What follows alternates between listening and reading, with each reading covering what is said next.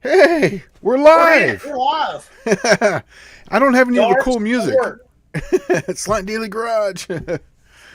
Right on. Well, hey, this is our first time. I did talk to Dallas, and he's doing a little better, and he's going to take some time that he needs, and we're going to support him on that. So until then, we're going to keep this Wednesday night spot active, and I'm going to have Mr. John Wilburn, the bringer of the No Name Nationals, the guy for the greatest automotive nationals around, or car event, let's call it, right? That's working.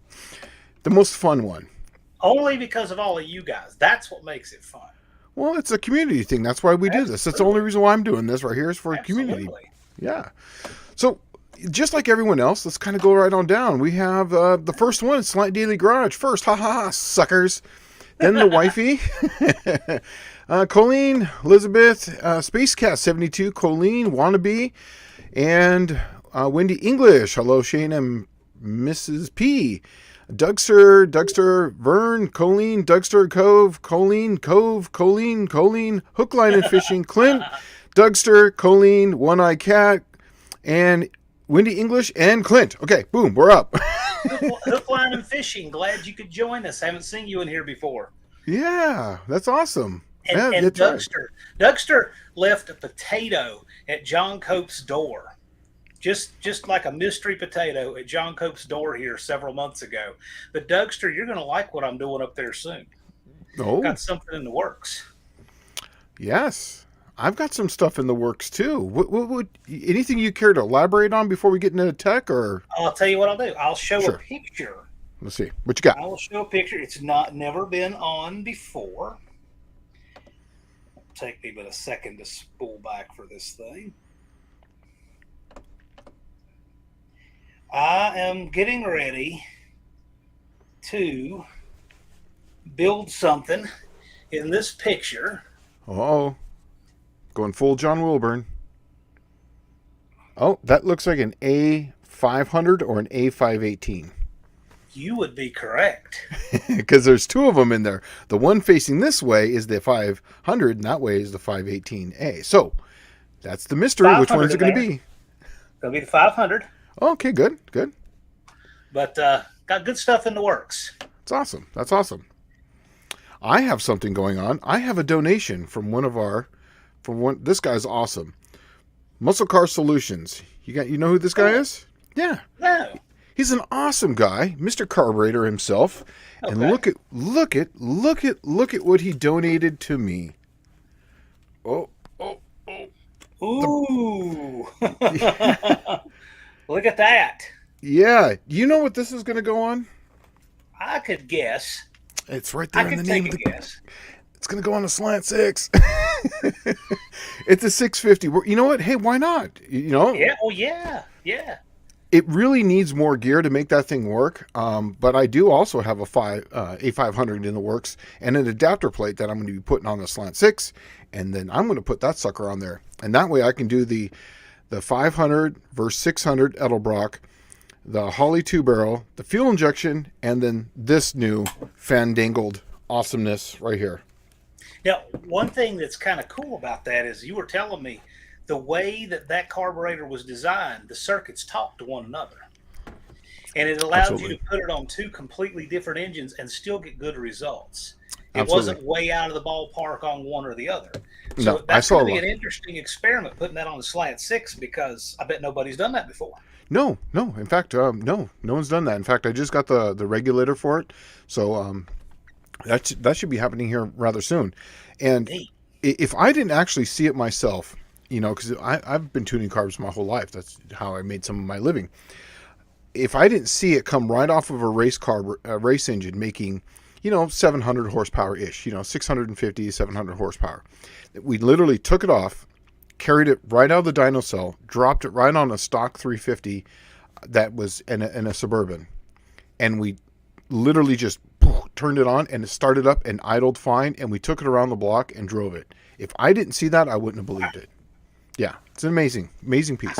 I see an interesting comment here from Hook, Line, and Fishing. Um, putting in the work hours at work to finish the Scion gasser. You have a Scion gasser? Is this like the toaster Scion or one of the sedans? Or I've got to That know would more be, about this. yeah, we got to see a picture because that the sign, that's a little toaster with that little small front end, right? Yeah, well, they make different models, but the famous one is the XB toaster. That's what I call them. Mm-hmm. And that sounds really freaking cool. Hook, line, and fishing. You should tell us more about that. But Dust Devil is here for windshield tech. What windshield tech do you have for Dust Devil? I didn't see it. Oh, yes, he did. He Yeah. did a. He was asking me about putting windshields in, and back when I was in Southern California, we used to do this quite a bit. On our Volkswagens, what we would do is we would take silicone spray, and we would take nylon cord, and we would Mm-hmm. wrap it around and then stick it on Yep. there. You spray it, and then you basically pull it, and as you pull it out, it just sinks it in. And we would wrap it more than one time. We'd do it 2 or 3 times, and then as you pull it, it will pull the rubber and then smooth the rubber out, and then you just keep pushing it up and down. And it really is really simple. You know, this is before the days of YouTube or anything. We just heard about it. We just figured it out, and it went in the very first time. So, yeah, when we were talking on, we were chatting. I told him just put some rope around it and silicone spray, and it really goes right in. And that was exactly how it did it. It actually went really good. There was actually a Tech Talk question up here. We were going to get one of these that I skipped right over. It was So an the alcohol Scion question. TC, the Scion TC, what he is showing me, because I couldn't Yeah. place that. That's a sedan. That's Scion TC, and he says Okay. small block 340 tunnel ram in a No, Scion. that is awesome. That is so cool. Straight axle and air, I'm straight sure the axle and motor all. are in stock somewhere. I hope so. Yeah. that's a But anyway, unibody, I so had to he's going to grab have that some. question. Yeah. No, that's good. There was actually one up at the very top Yeah, that that's we all. we missed, but it's really good. And let's see if you can answer this right here. Okay. It's wannabe. My question about quench when running alcohol, 5, 10, or more clearance between the piston or head. Do you know the answer to this? If you No, I don't, don't I'm not know going to the trick. answer to Okay. that. All I know is that I have heard that if you're leaving any clearance, you're giving up power. Now, Yeah, how that's much do you have the correct. guts to build for? That's another story. Yes. The only time I add any extra clearance is when I'm running aluminum rods because of the stretch. Yeah. Other than that, just make it as tight as possible. Alcohol wants 14, 15, 16 to 1. It wants compression. That's how you make it run. And you want to put as much fuel in that thing and let her eat. So as much wannabe as you can run and as close as you're willing to run it. One of my good friends before he passed, Joe Sherman, he was the inventor of the 383 small block, the Yep. stroker. He said if you didn't see the valve, and I've said this many times, if you didn't see the valve outline in the piston, the carbon mark of the valve in the piston, then you're giving up power. So that's as close as you really want to run it. So that if that answers your question, I hope it does. But bear in mind, everything is a balancing act to have a reliable engine. There are things we always do to give up power in the name of longevity and streetability. We just try to not give away any more than is necessary. If your engine Okay. only needs to run 75 seconds, you could be a top fueler. Yeah. Yeah. All right, Clint. Tech question: should we tune our water pumps the way we tune oil pumps to reduce parasitic loss? You know, here's how I've done this: is that there is I've always ran my belt a little loose for one reason. When you get up in the high RPMs, if the belt is a little loose, it will just slip. It won't take any more power than it really needs to be. And then when you come back down in RPM, it'll come back to where it's at. Um, on the water pumps, if you really want to tune it out, just get an electric water pump at that point. The That's oil what I pump, was thinking. yeah, yeah. On the thing about the oil pump is that you're dealing with a much higher pressure than you're going to be dealing with the water pumps. The water pump's just moving fluid. Um, you could just run a looser belt and it seems to work just fine if you're really into that going down the strip. But for me, I really wouldn't worry about it. It's such a little loss, and as far as seat of the pants and what you're going to notice on a time slip, I think a better reaction time or a better 60 foot will actually give better dividends than just running a water pump parasitic loss. That's just my opinion. What's yours on that one? I think he froze. Oh, I'm liking this. are you there? Naturally aspirated cross ram Hemi in a PT Cruiser had a bunch of metal flake in the like a bass boat. I love that. That's hot. Yeah. See, Bill McKeist is here. Bigfoots and Mopars, Mark. Oh, Patrick nice. is here. Party can start now. Right, Cool. right. Good Those to are see cool you. people, man. I'm glad we met them at him and his wife when we were at the what was that? I forget the name of the place that we went to. Um, Oh, PRI. PRI. Yeah, we went to PRI. Yeah. Yeah, and we hung out with them for a couple hours. It seemed like they were awesome people, man. Oh, yeah. So cool. Yeah. Buckdale Campo's here. Okay, we actually have a another tech question down here. This is a perfect one, right up my alley. What is the best two barrel to run on a slant six? That is absolutely the easiest question. Um, get the Holly 350 CFM. I forget the exact part number. It's a 350 CFM Holly. That thing right out of the box, bolts right on. I've ran it forward mount and sideways mount, and I didn't see any difference at all. The only time I saw any difference when I took one thing from one direction to the next is when I did a four barrel that had like say secondaries on it that were like a vacuum secondary. Sorry, I left my phone on. I apologize. Um, but as far as the two barrel, the Holly two barrel is the way to go on that one. Dust Devil is asking a good question that dovetails with the water pump. He's asking about alternator parasitic loss. That's a little more detailed. That's a good Yeah, question. yeah. Where's it at? I didn't see it. Alternator parasitic loss there, 810. 810, 810, 810, 810, right here. Oh, yep, yep. There's several ways to approach that. Is this it? Nope. That's hook, line, and fishing. Two above that. Oh, got it Dust right Devil there. wants to know about Yep. parasitic loss on an alternator. Okay, perfect. On this one, what I do is I actually have it on a switch. I can turn that sucker off. So inside the car, there is a massive parasitic loss on that. But what I do on mine is I'm running a GM alternator on mine because I can make it a one wire alternator with just a simple jumper. So on that simple jumper, what I do is I run that inside onto a switch, and then I put a fuse in between so in case it doesn't ground, make a fire. And so what I can do is when I go up, I do my burnout, I do everything, and as right before I get up into the staging, I clean that thing off. So that way there is no parasitic loss on it. I go down the track. As soon as I go through the lights, I turn back on the electric fans, I turn back on the alternator, and there you go. As far as what I've seen with it, now this is just in my vehicle, I've seen a tenth of a second. So, but I'm running a 100 amp alternator in it. And the reason why I did 100 amp is because I'm turning it on and off, so that way I'm charging it back and forth between the lanes. 60 amp alternator, you're probably not going to see a tenth of a second. I And that's have seen guys run an alternator mounted on the rear end like the NASCAR guys do. So, yes, where NASCAR runs an oil pump to have a pressurized oil system for the housing because those cars run at those angles and stuff. yep. I've seen guys use that housing and put an alternator there instead. I just thought Yeah, that was interesting. I've actually seen that too. For me though, I always like to get my oil up to about 150, 100, 175 degrees at minimum. So it's idling in the staging lanes, and also too I want to put a little heat in the intake manifold, and so it's idling. So there was times where it's just running and it's not really moving. So that's why I left it on the engine and I just turned it on a switch. Everything's a balance.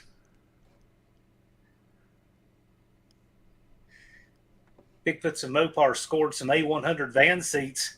Awesome. I don't even Yeah. know when the last time I've seen a set of those was, much less Right? own Like any. especially in a swap meet. Remember those things were like everywhere at one time, Yes. and then just, you know. That was junkyard stuff at one time, and now they're unobtainium. You Hey, know that's Hook, I was going to say, Hook, that Colleen's asking if he's bringing that to No Name Nationals. I'd love to see it there. Hook, are you thinking of registering and have your subs? Because believe me, I'd love to see a 340 powered Scion there. That would be really freaking cool. No doubt. yes. Okay, so here we go. Right on back to this one here. Mm-hmm. Um, Try something. yep. Doug Stir, don't they use power steering pumps to move the fluid in the housing, or do they use a dry sump style oil pump? What are they talking about on this one? What did I miss? Is there more to the question? They're talking about, I think, where the NASCAR guys will actually use a pressurized oil system in the rear end housing. Oh, yeah. Yeah. Well, I think it still has the sump in the rear end. Yeah, I see the lines coming from that because, like I said, if it's not, all the oil would be up on the one side. I've never worked on one before. I'd like to.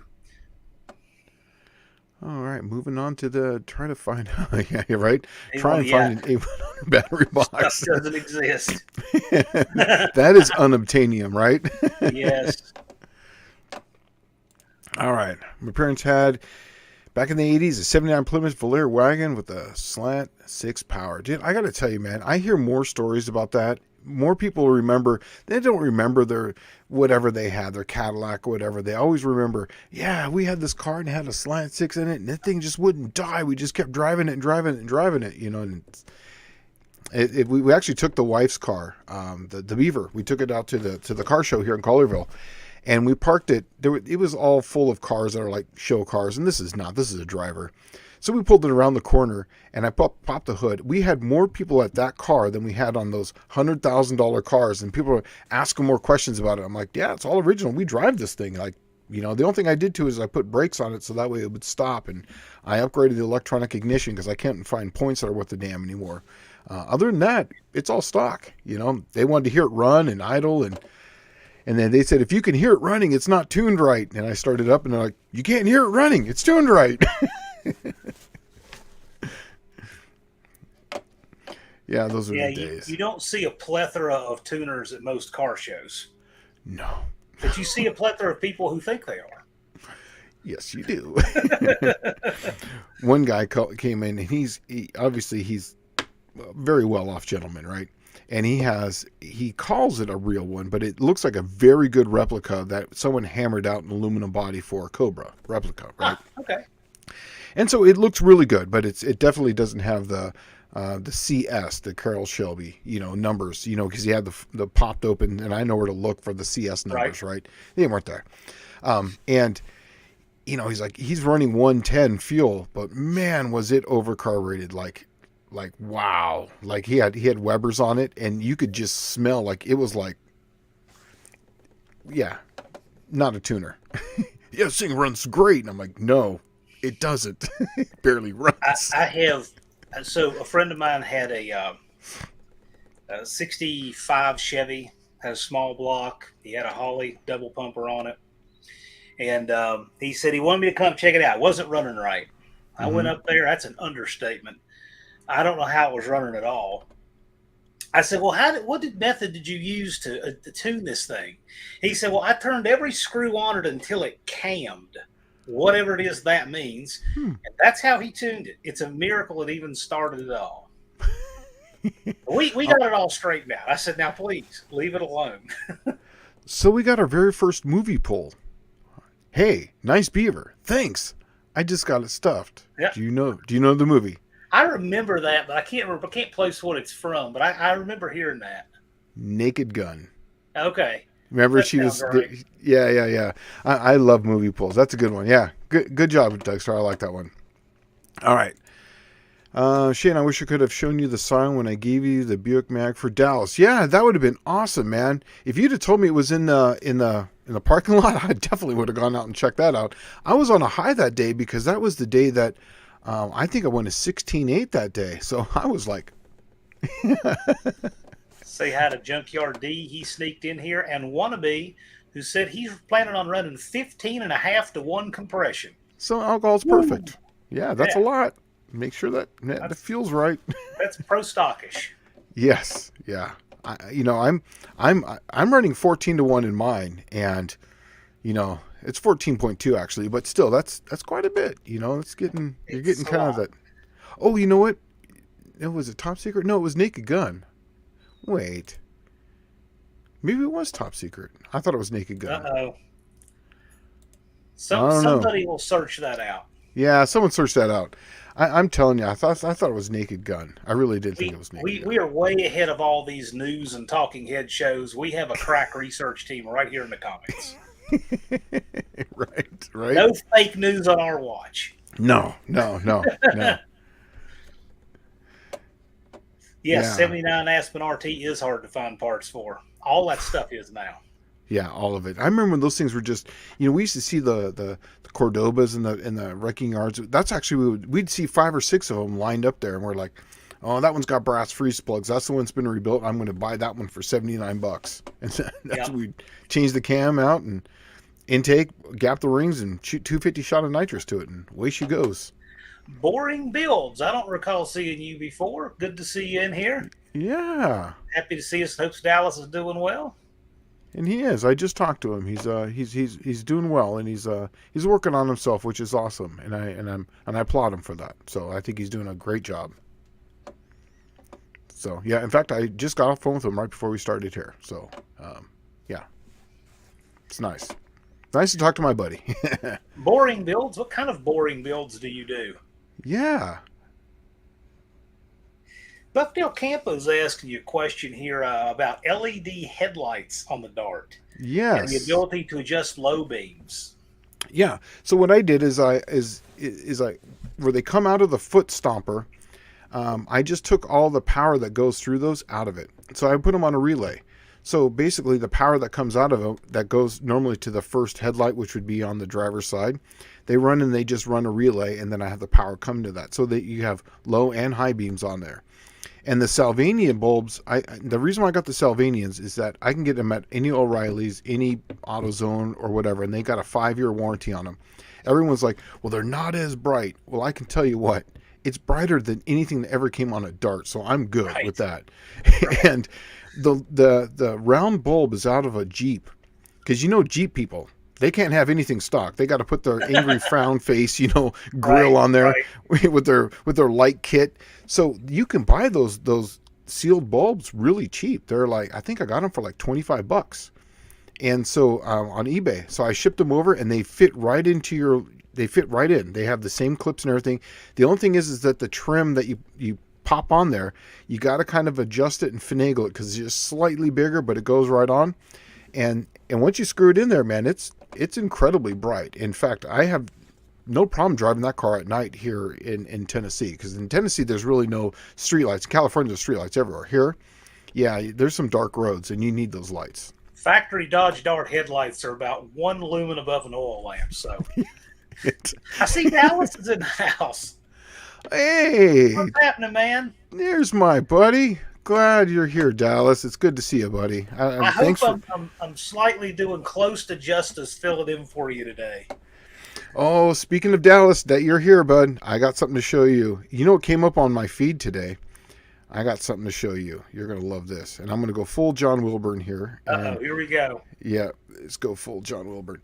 So, on July 9th, 2016, this right here, can you see that? Verona drag strip.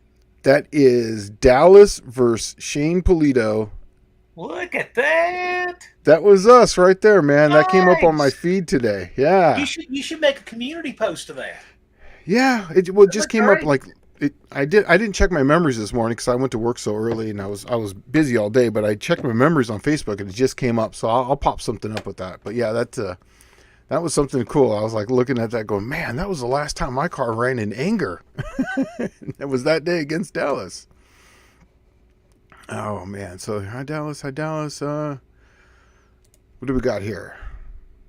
Extreme Performance Shop. A little of everything. I was trying to avoid the blank Yes. Blake Extreme Performance Shop name. Thank you. Yeah, especially in aerodynamics, industrial machines, but we build whatever. Well, awesome. I didn't know if it was boring, like it was lame, or if like he was actually boring things, he was boring like holes. YouTube channel names have gotten to just about where you can spin a wheel and get a prefix and a suffix. And Here's one. You ready? Stop. No whammies. Stop. No whammies in. Yeah. Exactly. All All thrust, no rudder. Now see, he breaks the mold. All right. Mr. Dallas says, hey, all. Right now I'm trying to dominate my personal life. I'm failing. No, you're not, buddy. You're not failing. Really, you're not. You're working on yourself, and we've talked about this. You're doing an incredible job, because a lot of people don't stop to actually ask for help and to realize that they've made some mistakes. But remember, it takes two to fail, and you're actually working on it, so you are not failing. I promise you that. It's like so many things. The graph can go up and down, right, each Hmm. day, but as long as you don't quit, the ups and downs will find themselves up here, It will and the keep highs will rising. get higher, and the lows will still be higher than where they were before you started. Yep. Just got to not quit. All right. See where it goes. I am not super techy, but I'm looking for window seals for my German new 76 Plymouth Valiant. I'm in New Oh Zealand. my Can you recommend goodness! a supplier there? Honestly, man, I wouldn't even know where to begin for that My one. But German, what does he say? A German 76 Valiant? German new? I'm not I even don't sure know. what you're asking, my man. This is 76 Valiant from the States that was sent over to New Zealand. My German new? I don't know. You know what? Send me some pictures and some information to slantdailygarage at yahoo.com. Once again, slantdailygarage at yahoo.com. Send it over there. Actually, I'll type it here on the post. And if you send me some pictures and whatnot, I'll see what I can do. Because I had on my 66 start, they at the time when I did that, they didn't have any windows for it. So I bought a universal one. It was just a big long one, and I cut it. And then where I made the curves on it, I heated it up, and it actually came out pretty good. So I mean, maybe you could do something like that. But there's got to be someone now that has something. Daily. Oh, I said daily twice. At yahoo.com. All right, there you go. There's my email. Send me some pictures. Uh, did I put it slantdailygarage@yahoo.com? Yeah, Yeah, there you and go. just send me something, and we'll see what we can do for you. And if I can't, then we'll put a post on it. And we'll see if someone else does. That's the bitching thing about this community. So We got tons of community out there. I'll tell you somebody who really might know the answer to that. Probably knows more about F bodies than anybody in our community is Dutch Guy's Garage. oh He'd be a good one to ask. He is an Aspen Volari enthusiast. No, that's a Valiant. No, that's a Valiant. Okay, so it is an A body. Okay. yeah, it's a name I, body. oh, I, Yeah. I don't know why I was thinking. I had in my mind that you had like a Volari. Valiant. Okay. Well, this one's worth saying. This is what Patrick's saying. I don't think I ever dominate my personal life. I just try really hard not to be bad at it. That's the best advice ever. And even Yeah. if you're bad at it, as long as you improve it the next time, you're working on it. So that's what I'm doing, man. I mean, I've been messing up for years, and I didn't know it. And the only thing I can do now is just work on myself, and just hope that I can come around. That's it. You know, no one's perfect. It's a big learning game, man. I'm almost 50, and I'm still trying to figure it out. And you're doing great, Dallas. Veteran to veteran. I went through a divorce last year. I'm back, happier and better than ever today. We both know you're allowed. You're not. We both know you're allowed to quit, soldier. Always here, Dallas. I think he was trying to say you're not allowed to quit. Oh, whatever. Nathan there is saying that Valiant was built in USA, Vim plate, built new in USA, Vim plate German. Oh, Yeah, just send an email to slantdailygarage at yeah, yahoo.com and we'll figure out what you have and see if it's something we know, we'll know somebody who does. yeah, and if it's take a picture if it's a post car or not. If it's a hard top Yeah. post car or four door, and Yep. then yeah, that way we can tell. But it should be pretty simple. All right, so moving on here. So we got Dallas. Shane's talking truth. It takes two. Everyone is human. Nobody is perfect. Absolutely, man. I'll be the first one when me and Dallas were talking about those life talks. I mean that took a lot to get up here and admit that you made a mistake. And I made some mistakes, and so did the wife, and we both admit to them, and that's why we're working on things. But still, you know, um, you just have to be able to get past it and just be able to move on and not make the same mistake. That's the key. That's the hard part because you kind of get into a little rut. Uh, to piggyback on that 76 Valiant question, Aussie, yes, ask Sure. Kiwi. Kiwi, I can't think of this. He's got a big, long channel name. It's like Kiwi's Customs and Classics. But look for him. That would be a good person to ask. If there's some weird Australian variant, he would know about it. Mm-hmm. And then Buff Del Campo wants to follow up on the headlights. Yeah, I was actually just waiting for that. Shane, back to the headlights. I want bright lights that will adjust low enough, with cutoffs so they don't blind people. Did you have any problems with that? No, because the brand new Jeep lights are the way that they're reflecting the lights. It has a line cutoff, so it's not just LED lights, all the way to the treetops to the ground. It actually has a nice ridge cutoff. So when you adjust them correctly, it's actually a very, very awesome light. If you go to Slant Daily Garage and on my YouTube channel, I did 2 videos of it, and if you like, send me an email, slantdailygarage@yahoo.com. I'll take some pictures of what it looks like at night, but it looks really awesome, and I've driven all over the place with them like that. But yeah, it doesn't blind people at all. In fact, it does the exact opposite. I have to stamp on it sometimes to get the high beams on to tell people to turn theirs off. Oh yeah, I miss dimmer switches on the floor. Oh, dude, I'm telling you, man. Speaking of that, we got a brand new car, and it's one of those deals that, oh man, I'll tell you. So we got a Dodge. Show up a picture. Yes.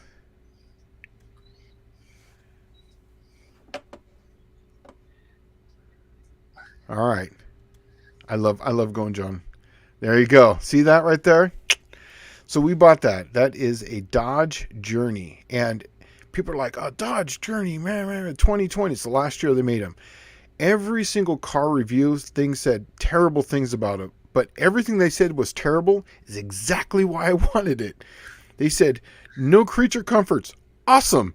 They said, none of the bells and whistles. Awesome. They said that an engine that's outdated. Perfect. That means it's been around for a long time. That means there's nothing wrong with it. A transmission that's antiquated and only has 4 speeds. Oh, maybe that might be an A500 that's transverse mounted, so it's going to run forever. Right. Everything that they're talking about is exactly why I wanted it. So we bought that. We got it last weekend, and it had 12,000 miles on it. We traded in the Jeep, and man, it's everything I wanted. It's awesome. It's a 4-cylinder, but I only need to do 75 miles an hour, and it does that around here. There's no mountains around here or anything. It's all flat with very little tiny hills, and it drives just fine. I'm happy about it. And people who say that there's a problem with them, don't. I'm telling you, it's an awesome car, and there's storage everywhere, and it's got a 3rd-row seat, so kids aren't saying, "Don't touch me, don't do this, don't do that." That's all over with now. And I'm thinking, if I'm not mistaken, don't those have the same exterior door handle as a Jeep? Yeah, it literally. They do. Yeah, it's the same. When I get in it and I drive it, the only difference I notice is that car's got a little taller headroom, but as far as the ergonomics, it reminds me of the Jeep, and it's exactly 14 inches longer bumper to bumper than the Jeep, and that's your 3rd row. It's exactly what it is. 14 inches. That's all it is. All right, moving on. So that's our new vehicle. That is the new staple to the family. Dallas, I can accept failure. Everyone fails at something, but I can't accept not trying. Perfect. There you go. And that's the whole thing, Dallas, is that no matter what, you're always still trying, and because you're doing what you're doing, and only you and I know what you're doing, that is trying, and you're doing an awesome job at it, man. Don't give up. All right. I think this is moving back on. Stock 4-door 76 Plymouth. Oh, this is the German. It's a follow up to that. Hopefully, Nathan, you can shoot some pictures over to slantdailygarage@yahoo.com. We'll check it out, make sure, and we'll get you in the right direction. Yeah. Even if I don't know, and if it's something not for the 76, we'll find something for you. There's got to be someone somewhere that has the right stuff for this thing. I see Destroyer 1320s in the house. How's it going, Eric? Oh yeah, you saying hi, fellas? And Jason, can't know if I can pronounce your last name. I'm glad you're here. Had a journey, was a good car. And Wendy English, glad you could make it. Yeah, Wendy English. Uh-oh, Patrick, I'm going to jump back up here. I'm parting out a 4-door 72. Sorry, Shane. If anyone needs parts. Dude, I love the 4-doors because I have kids. And nobody ever looks at a 4-door. But I've had more fun in my 4-door 69 Dart than I shouldn't say that. I've had a Four-doors lot are more awesome. street fun, you know, the four-door dart. So, all right. Dougster, I need it to save my Zero Rust Dart Pawn Shop 72 Swinger Special. It needs a dash harness and instrument cluster. Nice. Shane likes Shane. Astrovan. Hook, line, and fishing. Nick the Van Man 90, who's one of our no-name 500 competitors. Yeah. He just, I don't know if the video's dropped yet, but he said he was doing it. He has just put a small block into an Astro that he built. So that's, if it's not on his channel yet, it will be very soon. Yeah, that's awesome. You know, I was going to buy, I had a problem with buying a Voyager. I just couldn't have a minivan. So I went with the Journey. I just couldn't see myself driving around in a minivan. I guess that's what it comes down to. That's why I had to get the Journey. So, Two Hacks Jeff, you guys, I know you all know him, Two Hacks Garage Jeff. Yep. His daily is a minivan. It's a Chrysler Town and Country, and he calls it the Plastic Fantastic. Plastic Fantastic. That is awesome. That is great. That's a good one. Oh, man. What do we got here? Vern, good to see you. NSB Custom Cars in the house. Yeah. Howdy, Shane and John and everyone. Good to see you. I'm glad everyone's stopping in and saying hi. It's awesome. The Destroyer Eric is selling his Dart. His Dart is, Eric, I believe that's a 70, isn't it? And it's got a low deck big block, if I recall. It's yellow. Oh, I think I did remember that one. Yeah, I remember that one. Yeah. Well, how much are you selling it for? You know, Eric, make a community post about it, and I'll be glad to share it. And, yeah. Yeah. You know what I'm going to do, Dougster? I'm going to take a picture of that just to send to Jeff and show him what he's missing. 71, yeah. I knew it was a 70 or 71. 71, 451 stroker. Oh, okay. Yeah. I got to tell you, man, 400 blocks are my favorite block when it comes to big blocks. Mopars, actually. Without a doubt. That's my favorite. Mad Tree Blake says a Saw dude. Saw or squad automatic weapon? What's the Saw? A Saw dude. Don't know on that one. You got anything else going on? Anything in the works? I see that there's 113 behind you. There are 112 days, 3 hours, and 22 minutes and change. Do you have a countdown going? Wait a second. Time out. Do you have a countdown going right now? Well, no, I can see what time it is. Okay, I'm just playing with you, man. Go ahead. I'm a math nerd, kind of. There you go. See, look at that. Look how he summoned Two Hacks Jeff. 1 trillion miles. Yes. Does it cost anything? Exactly. Yep. I just hauled a few 100 pounds of concrete in the Assault CRV today, so it's great to have a driver that's capable. Yeah. Oh, yeah. You know that we're doing some home improvement out here, and in the yard, and I wanted to get some rock, and they come in these bags, and I was like, you know what? I'm just going to buy the whole pallet. And they're like, how do you want it delivered? And I'm just like, well, I've got a 3/4 ton Dodge out there, and they just pick that thing up, put it in there, and I've never seen my Dodge truck squat that much. I actually had to turn on the airbags. It's the first time I had to do that with a load in the back. So yeah, it'll haul anything. I like that stuff. Here, this is a question. Hey, Eric, have you had the Dart to the track yet? He's talking about Destroyer Eric's Dart. Oh. If he has, I have not seen any times Eric's saying he hasn't. Eric, you should make a community post out of that, though, because this is a likely community that would be interested in it. Yeah. And Bad Tree is reminding me how unhip I am. So something that was hip 12 years ago. No, man, that's still way too new for me. I mean, 12 years ago, that was 2011. I'm not nearly that hip. Oh, 2011, still, that's... Yeah. That's still... That's modern. You know what's funny is that people say this as a joke all the time, but it's the truth. I think of the 1990s sometimes, or even the 2000s is like 10 years ago. Yeah. Yeah. So, Twisted Mopar Garages, I'm not giving up, not yet. No, man, let me tell you. I got a secret for you that's going to get you a ton of subs. This is so easy. I know you're going to the track Saturday. Make shorts of burnout and launch and just label them with the year, make, model, and car, burnout and launch shorts. You'll get a bunch of subs. And once you see it, it's like, oh, I can do this. Mm-hmm. Oh, yeah. Destroyer says, life changes are making me part with it. I get it. Yep. I get it. We all get it. We all understand. You know, it's funny is everyone makes fun of the guy who sells his car because of kids, but you get into the position, you're just like, well, it just happens. You know, kids first, family first. I know where an 88 Caravan is that is 4-cylinder, 4-speed, and has only one slider window in red, white. 4-cylinder, 5-speed.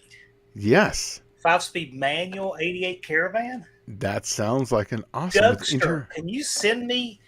I don't know if you're able to, but if that's listed for sale somewhere posted, can you send me the link? Yes, because got my email, john@princetondragway.com, because if you can send me that, I would love to have a picture of it. I'll put it up. That's really freaking cool. Only slider window in red, white interior. Radio, only 2 options. That's like perfect. That's like my very first. That's awesome. That is really neat, actually. Yeah. Man, that's awesome. The 5-speed is what got me. You know, that means that you can drive it.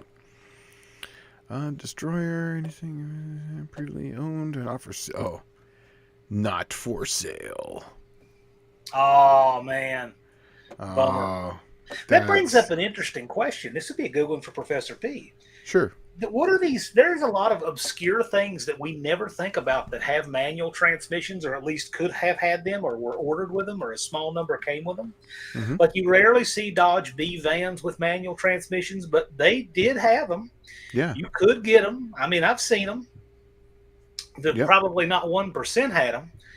But a Caravan with a 5-speed would be highly unusual. What are some other really unusual vehicles to see a manual in that you know for sure they came with them? A Toyota Vanagon 1986, 1987. Remember those old Luna ships where you actually sit? Yes. I saw one with a manual 5-speed transmission. That is no bullshit. And it had an ice maker down there too, right there in the front. So there was an ice maker, 5-speed manual, right there. So yeah, that's an odd one. What's yours? What's your most odd one? I don't know. I know a Caravan would be really high on that list if I'd seen a. Yeah, that would be cool, Dougster. That'd be really neat. You rarely ever see a CRV with a manual, believe it or not. You would think that'd be a natural thing, but you don't see that many. I'm trying to think of something else that was kind of odd like that. Station wagons with manuals are uncommon, but I have seen them. Yeah. I don't know, Blake. I'm about as connected as I want to be. Not as bad as Slant Daily, dude. I'm telling you, man. The years start clicking away, and all of a sudden, before you know it, you're like, wow, what? Hey, Jeremy, that's not only allowed but encouraged. We had one dually in the burnout competition last year. Oh yeah, right. Contest asking for a friend. Why don't you remember the big thing back in the days to do the Pro Street trucks? They would take the dually wheels out and they put the one big Pro Street tire in there. Yeah. Show up with something like that. That'd be cool. Yeah. Here's one. Here's an obscure one. 88 Relant. That is. With a manual 5-speed with manual steering. That sounds really cool, actually. Yes. I like it. Here's one I've always wanted. I've always wanted to own me an 89 Omni. 4-door, 2.2 with a turbo, 5-speed manual.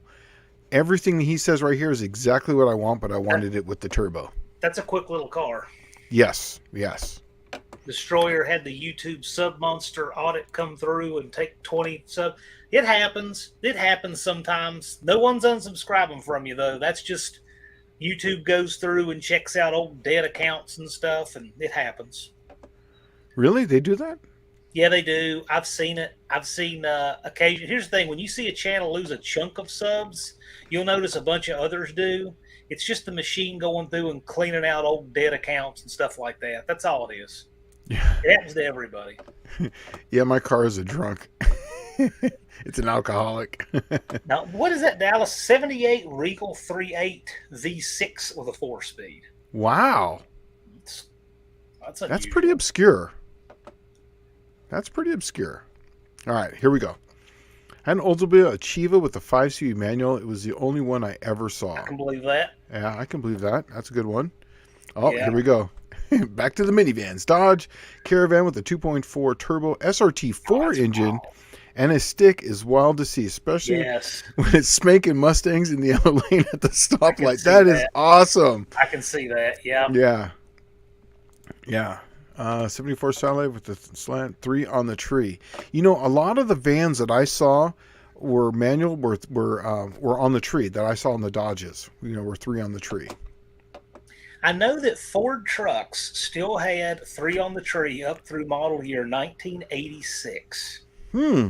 And I knew somebody who had one. And then when they went to the aerodynamic headlights for the 87 model year, you could no longer get a column shift bolt action manual. Yeah. Destroyer had a GLH. Cool, man. Yeah, that's awesome. Oh, here's Mr. Dallas. I'm hanging in there. Life just hard at the moment. Yes, it is hard, but you know what? Everyone here, there's 34 people watching right now, and everybody's thinking about you, and we're all supporting you, bud. All right? See what else we got going. See, I think a 68 Plymouth Fury GT 464 speed total. A 460. It got to be a 440. 40. Only one for you. It was crazy. Yeah, I saw a at a car show. I think it was a New Yorker. It was a New Yorker station wagon, and it had a 4-speed in it, and that was pretty cool looking. Yeah, that was pretty cool. Any C-body with one, that's neat. Yeah, those are big cars. I had a hot 2.2 non-turbo that somebody loved on before I got it. That's awesome. That's awesome. And let's see here. What we got? Destroyer 1320, praying for Dallas. Yeah, we all are, bud. All right, Shane. I think 68 Plymouth Fury GT 440 4-speed. Yeah, that would be good. Be a neat car. Yeah. Y'all prayers. Keep praying. We all are, man. I'm sending positive vibes. 100%. Everything's going positive. Faster than stock non-Tursky, but nowhere near the turbo model. Yeah. You know, there's a group of those guys. If you ever watch Drag Week, they have these Dodge Omnis, these 2.2 Mafia guys, and the turbo cars, and they literally run bicycle tires in the rear. They're these little tiny things, and if you ever see those, they're pretty cool. They're pretty cool looking cars. Dallas, before you go, since you're in here still, you got to check this out. Look what I got. Oh yeah. Got the brand new Edelbrock 650, and we're gonna waste all this technology on a slant 6. We're gonna put that on a slant 6. Love it. We're gonna ruin everything. John Cope sent me this. He actually attempted to do a little horse trading for it. Oh, look at that! Takes a lot of scoot to get a C-body like that to pick the front end up, but you see it. Yeah. Wow.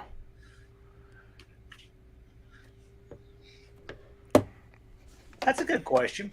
How many 69 Chryslers have you seen with power vent wings? My 300 has them. I don't know.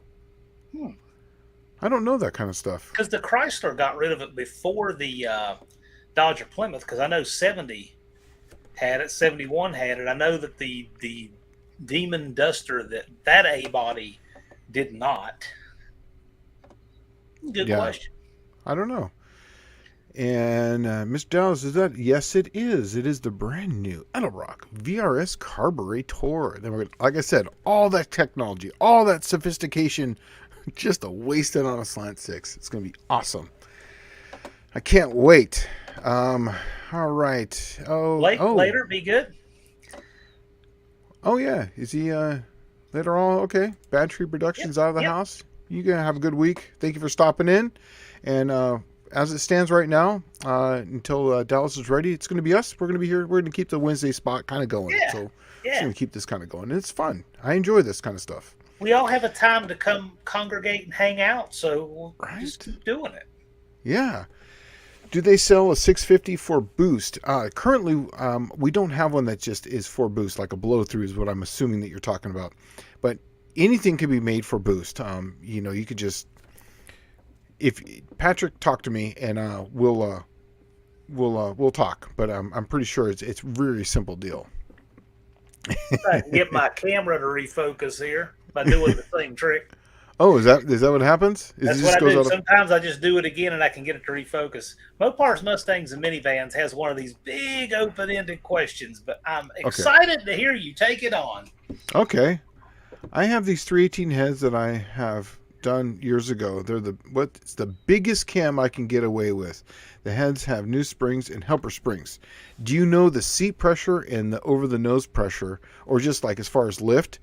Or before I can say biggest cam, define that as far as lift or biggest as far as duration, because those are two different things. I'm gonna take a stab at trying to guess what he's looking for. Yes. He wants the rowdiest sounding cam at idle he can get away with that will still have enough street banners he can drive and sound like it's absolutely going to kill something. That's what he's probably looking for. Well, if that's the case, then get look at one of our what are the thumper cams. Yeah. It's going to be a smaller duration on the intake, so probably in the 220s. It's probably going to have like a 240, 245 duration on the exhaust, and I think they're on a 106 LSA. So it's still going to kind of run with a stock converter. It's going to sound like it's going to rotate the earth, but that's about all it's going to do. But it will be fun to drive. I mean, they definitely wake the engine up slightly, but they're not designed for performance as far as like ultimate performance. They're really designed to sound. It's a thumper cam. It's designed to thump. But if you have 318 heads and you've not had them cut for springs or anything, then odds are you're not looking for ultimate performance anyway, so it should be fine. Yeah, and as far as the biggest too, also too, looking at lift, most of the heads that haven't been cut, and moved down, 450 to 480 is usually the max lift you can go with the stock head. If you cut it down, I think 509 is about the biggest, or 510 in that range. So, all right, moving on down. Two hacks. What does two hacks say? Shane, the 4500 converter was a game changer. Awesome. I'm glad that helped out, man. That's awesome. By the way, One-Eyed Cat is needing a strut rod for an early A-body. Do you happen to know if the 67 to 76 strut is the same as the early A-bodies? Like, he's got a 62 Valiant. I've ran. That's funny you say that, because I have a 66 Dart on my right now, and I took those off and put them on my 69, and they were the exact same length. So for me, it worked.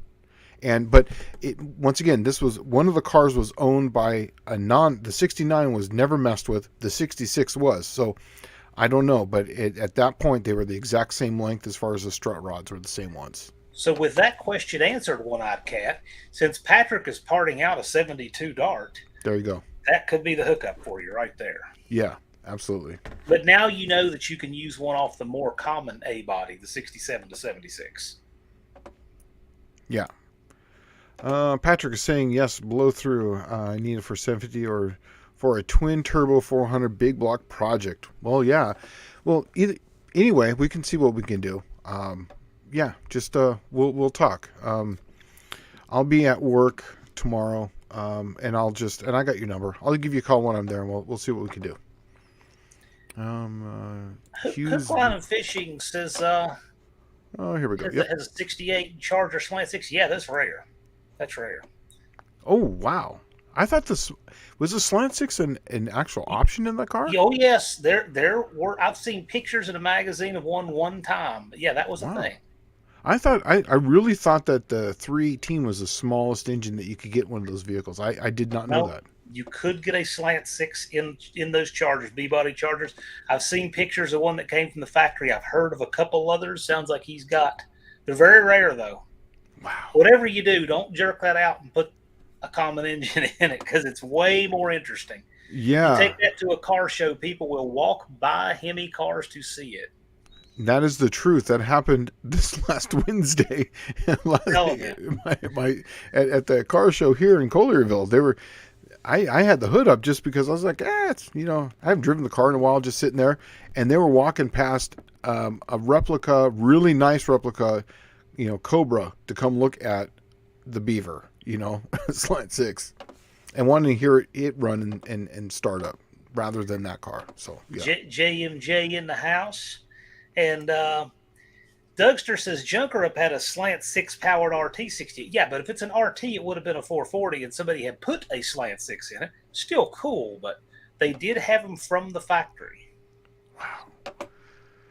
Yeah, like I was saying though, that had to have been an option. You had to order it that way because I don't think that I thought that the base model was a 318. Like that's. It may have been, but I know that a slant 6 was available. This is a really cool question here. I like this. I've seen World War II aircraft engines that start via a shotgun shell rather than cranking it over with starter. Could it be done somewhat easy with your average motor? Probably great for a cam break-in. Yeah, I mean, I don't see why not. Have you heard some of those UPS trucks that start with the air hose? You ever seen those? They start with an air gun.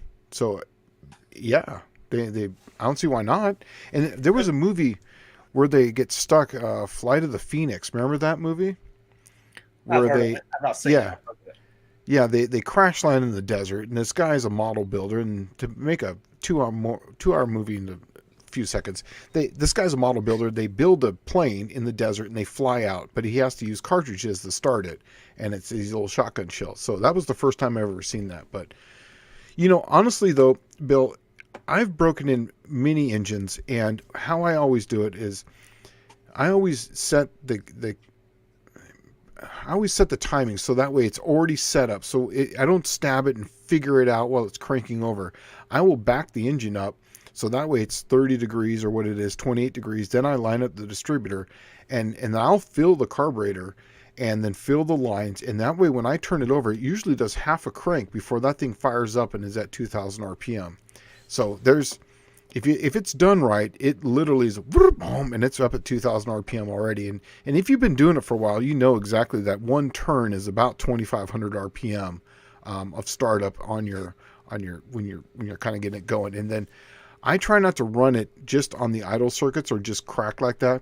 I'll constantly try to bring it up and down. Use the accelerator pump because it'll have a tendency to try to run lean in that area because it's kind of in between two circuits, the idle circuit and the intermediate circuit. So that way I kind of use the accelerator pump to kind of keep that mixture kind of rich while it's producing a lot of heat. Jonathan Couchy has a good tech question there, but a couple follow-ups on that shotgun shell. Number one, how would you strike it with a radiator in the way? That's something that the plane doesn't have. And two, it would be illegal to start your car that way in a place like Washington, D.C., where you have no legal way to possess a shotgun shell. Yeah, right. Not to mention people get jumpy when they hear things bang. Yeah, I've been trying to figure out a fuel issue with my truck and brothers. On mine, the fuel pickup was clogged, and there is an aftermarket pump to the tank that wasn't plugged in. Oh, well, yeah, that will do it. I'd really appreciate it. Right here, moving on. I would really appreciate it if almost ready to put this front end back together. Going to look brand new under the tree. Awesome. The last time I did the dual tanks on a Ford truck and fuel pumps with a buddy of mine, we just backed the truck under a carport and took 4 ratchet straps and hooked one in the stake pocket of the bed on each corner and just click, click, click, click all the way around until the bed levitated up off the truck, rolled the truck out from under it. Mm-hmm. Did the service, rolled it back. It was great. Yeah. We've all done that before. That's a good one. Yeah, I like that. Because I've seen these guys try to pick the beds up and carry it off the truck. I'm like, man, you're working too hard. Way too hard, right? Way too hard. Okay, 10 gauge shotgun shell. Is that what they were? I didn't know that. That's a big shell and a hard one, expensive one to find. Yeah. 3-inch turkey slug, 12 gauge down the exhaust pipe, guaranteed to rotate the motor at least once. I don't know. Would that? I don't know. Down the exhaust pipe? Yeah, because it wouldn't on the exhaust. Why would it rotate the engine? No. I don't think it would do that.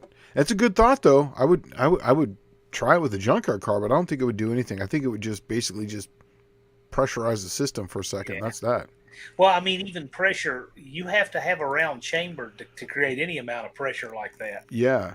And one that would have to be going, because you put in the exhaust, it would hit the muffler, and then basically you just... Might blow the exhaust off. That'd be pretty cool. Yeah, that would be fun. Yeah. Let's see. When you swan it, bang, isn't that loud surprising? All right. Looks like here's one Yeah, slant 670 Charger. Yeah, okay. So at Nick's garage. I've not seen a 70. I've seen a 68 in a magazine. So you're saying a 70. So yeah, I guess you could get them in those. You know what? I'm going to go there and check that out because I personally have never seen a slant six in a B body. It's Personally, wild. I've seen him in an E body. I've seen him in a Challenger. I saw him that, but I never seen one in a Charger. I mean, I've seen them in a 2-ton truck. Yes. So it shouldn't be that shocking to see it in a B body, but it kind of is. Yeah, it's just because when I think of B body, my very first car that I ever like really kind of like my friend owned was 68 Charger RT, and it was a real one, 440, 4-speed, Dana 60, yada yada, all the bells and whistles, red booty stripe, white interior. It was a cool car. I just whenever I think of 68 Charger, that's what I envision is just Yes. The guy who's just gonna grabbing gears, and I just don't Right. see a slant six doing that. I mean, I love slant six. My page says slant daily garage, That's right. but I just don't see that doing it. I'm a realist. In fact, I know this carburetor is way too much for it, but we're gonna see if we can make it work. Have fun mixing your potato salad there, Wendy. What's it? Oh yeah, is that with the potato? Is that what you're talking about?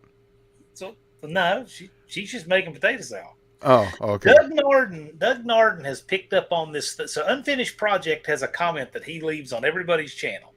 On Cope's channel, he leaves a potato, and on my channel, he leaves Dart Sport. Ah, okay. Nice. There are 3 of these shirts in existence. This one, Just Mopar Joe has one, and the other one belongs to Unfinished Project. So if you see someone wearing a shirt exactly like this, and it's not me or Joe, guess who you've just found? Wow. The mystery man himself no one's ever seen. The mystery man. Shane, he told me 906 slant 6 Chargers were built and 3 on the tree. How wow. Cool. I'd love to see that. Yeah. Wow. That would be something to see. I don't know. I would actually look. We've all seen the Hemis and all that stuff, but you see something like that, a Charger with slant 6.3 on the tree. I'd be like, let's go drive that car across country. That sounds like fun. I'll see what I could do about seeing if they were cut and find spring pressures. I hope the machinist remembers what he did. Yeah, you can get one of those little spring testers, and you can just kind of get an idea of seat pressure. Seat pressure kind of, if it's on a beehive spring, you're going to kind of know. If it's like, say, 120 on the seat, then you're going to be somewhere in, high 200s over the nose. You're about 140 on the seat, more than likely. Now, this is not written in stone. These are just guesses. You're going to be probably in the high 200s, maybe low 300s. That's just, so if you get something that you can kind of just crank on and just see what your seat pressure is, you can kind of get an idea. So here's an idea too that'll get you in the ballpark to start with. Have the guides been cut? And what's the part number of the spring and your valve and retainer? If you have any information on that, that'll help a lot. Oh yeah, absolutely. Yeah, I didn't even think of that. If you have any of that information, then basically we can nail it down right away. Or if you can just take off one of the springs, put the retainer on it, put a dial indicator, and just push down to see how much movement you have, that would be another way to see. Because the retainer is going to hit the seal first before you go into coil bind. Usually. Depends. All right. We had flight line tug in the Air Force with slant 6. I see that quite a bit out here on Marketplace. A lot of people have tugs with slant 6 in them for sale. There was I've mentioned this before in a live, the Transportation Museum in Roanoke, which is about 30 miles from here, has a snow cap, and it has an 8 3/4 axle in the front and the rear, and it has tracks. It's a skid steer that has a solid axle front and rear, and they're 8 3/4 housings. I looked at it 3 times just to make sure I wasn't seeing things, and they're painted orange. That is, to me, is the coolest thing. I never thought I had a use for a snow cap, but after seeing that, I think I do. I just thought it was too cool. Do you think it's not possible to run a BBD with a stock single barrel lean burn system on a 85 D150? Sure, Yeah. why not? Hey, yeah. Yeah, Be a big improvement. yeah, be exactly. And Use just get. use a BBD that's like 76 down. Isn't that the one that doesn't have all the crap on it? Mm-hmm. You Yeah. know, I actually have one just sitting around that has been tuned to my engine. I'll give it to you. Yeah. You know, the thing. I got 22 miles to the gallon with that carburetor, and it ran just fine. But it's limited by obviously CFM, and then your single intake is going to be Oh, obviously limiting it. so also you need one of these, a regular Yes, distributor. I was going to say These you're are going to have not to get it. expensive, but the lean burn is going to be fixed and it will Mhm. not have the vacuum advance. You need a regular distributor, regular electronic like this in the box, and then the regular Mhm. carburetor, and you can take all of that garbage off of your intake and firewall, and you'll be amazed. You'll be able to see your engine again. And then also too, on the Slant Six, whenever you buy one of those distributors, they have way too much, centrifugal advance in them. Way too much. You got to limit that, and then so that way you can start with some initial, because those things were really designed to start at zero or even after TDC, and they weren't. They were the timing on those things was atrocious. So I normally run about 11 on those initial. I have them come all the way in by about 3,000, 3,200, and about 28 to 30 really kind of depends on the fuel. If I'm running 91, 28 degrees. If I'm running 93, I can get away with 30 degrees. But even with the way my car's set up, I can run that. But that 11 degrees of initial really helps out. And I keep the heavy spring in there and then a lighter spring. So that way, as soon as you come off of idle and move up, it's not really putting much timing in it. And it really doesn't start putting any time into it until you get about over 2,200. That seems to be the best thing I found for me on my engines, the way my car's set up, as far as the timing curve. Otherwise, they just start to detonate. I have to send you a picture. There's a lot of race cars building super stock Dodge. I think let's see some magnesium intake. That's awesome. All right, keep moving down. These are hard to read really fast. Well, here's That's one. good. It means a lot of people are watching. Yeah, it's awesome. Shane, how's the Cookie Monster coming? Do you have a guess at what it will do at the track? The Cookie Monster's coming along fine. I can only comment on some of the stuff because some of the stuff we're going to be testing for a company, but the Glide is done. We did test it. The Ford 9-inch is being built right now. It should be in probably the next week or the week after that. As far as what it will do at the track, now, before it had the Glide in it, the engine is exactly the same. So I know exactly what it runs. It runs in the 610s, 620s, depending on altitude. Now, I've never ran it on this side of the Mississippi or even this side of Texas. I can tell you that in Arizona and Fontana and at the March meet at Famoso Raceway, I would be in about the 16s, and it would run about a 960, 970 in that range. I had to slow it way down because at that time I didn't have a cage, so I would dial it at a 1003 and whatnot, and it was pretty easy to get there. When me and Dallas ran now at Barona was up at about 3,500 foot with the DA. It would correct at about maybe 4,000. It was good for a 630 up there, 620 in that range. Now the engine is exactly the same. I'm going to guess with the Glide, it's probably going to run 630s, 640s because it's going to slow down with the Glide a little bit. But then when I spray with the N2O, it's going to come to life. So I'm hoping to be in the fives. That's all I can say. That's a guess. If I get into the fives, that's where I'm at. But one more thing, Mopar Joe, Mr. Joe, is that when I put the money up for you, I really thought that you're running just the bracket race. So I honestly, I didn't want to put money up against them if I was going to be running in that class. So are you going to run the bracket race and the 28-1050 class, or is he just going to run the 28-1050 class? Joe's an overachiever. He'll be both. Oh, I figured you knew. Then He did last year. oh, he did. Okay, Yeah. so here's the thing: is that the money that I'm going to put up for the bounty on Joe, and if Joe wins, the money that I'm putting up, because I don't feel right putting money up if I'm in a class, it's going to be in the bracket race only, because I don't want someone to if I'm in a class that's not right. I don't think that's right. So the money will only be for Joe in the bracket race. You beat Joe in the bracket race, that's where the money comes from. And if Joe wins the bracket race, that'll be 2 years in a row. He gets $200 if he does it. And if he wins, and then he goes, you're number 3, and does it again, he gets $300. So that's going to be the Joe money thing, because the first person to do it always does that. So there you go, Joe. And the more you know, G.I. Joe. And by the way, since we're talking about transmission parts, Sure. Cope has come out with something really cool here. Ooh. When you wanted a steel planetary like this, Uh-huh. the typical go-to is to use one for a diesel truck, like a 47, 48 RE. Mm-hmm. But those things have 5 or 6 pinions, and you can only use them on the 76 up spline on the output shaft, right? Mm-hmm. Well, Cope now has one that's a 4 pinion. It's billet, it's lighter, it's extremely tough, and if you can see that, 62 to 75, you can get it for any of the splines on the output shaft. Wow. So if you have a 62 to 75, a 76 to 03, or an 04 up, or 03 or 4, whatever that is up, you can get it for all 3 splines. Wow. So this is going to give people a lot more options to do trans brake builds on any of their cores, including does he offer muscle car gears. Does he offer that also too, like in a low ratio gear? Yes. Good. I think it's offered in either. Yeah, because I believe A&A was the only place you could get that before.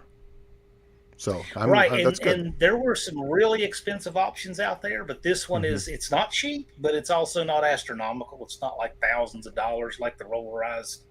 So it's got its place. Yeah. Couchy says, I think we'll try to get the BBD to work with the lean burn if possible. By the way, it's a Truck 318 lean burn computer working on a slant 6. Oh, okay.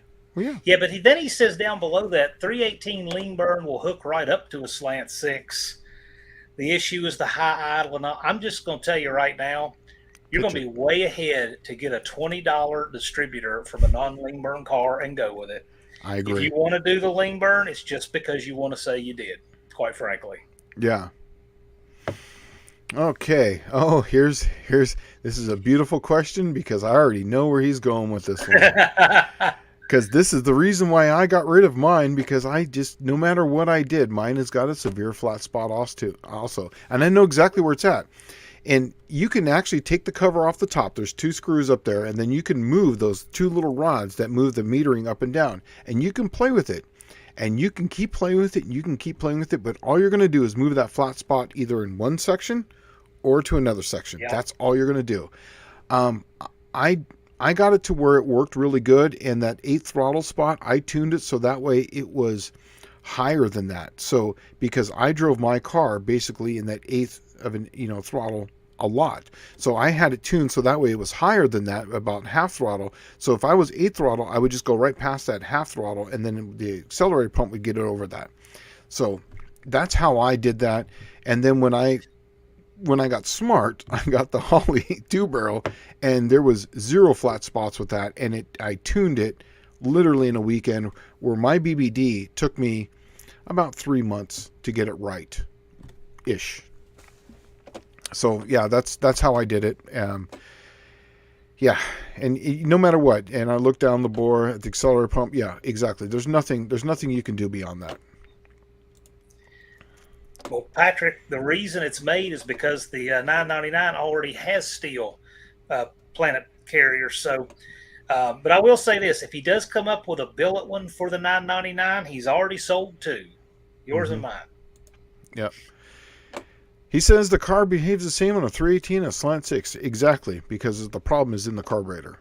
That's exactly right. 100%. And I've tried to drill the jets out. I tried all these different ones. I went down to the wrecking yards. I got 318s. I got them off of 360 trucks, and they all have the same type of deal. There's really nothing you can do beyond it. Sorry, man. I wish I had better news. All right. Come on, clickety click. Thanks, Shane. I'll try to do what I can. I'm going to run the Cope money. Cope started all this stuff.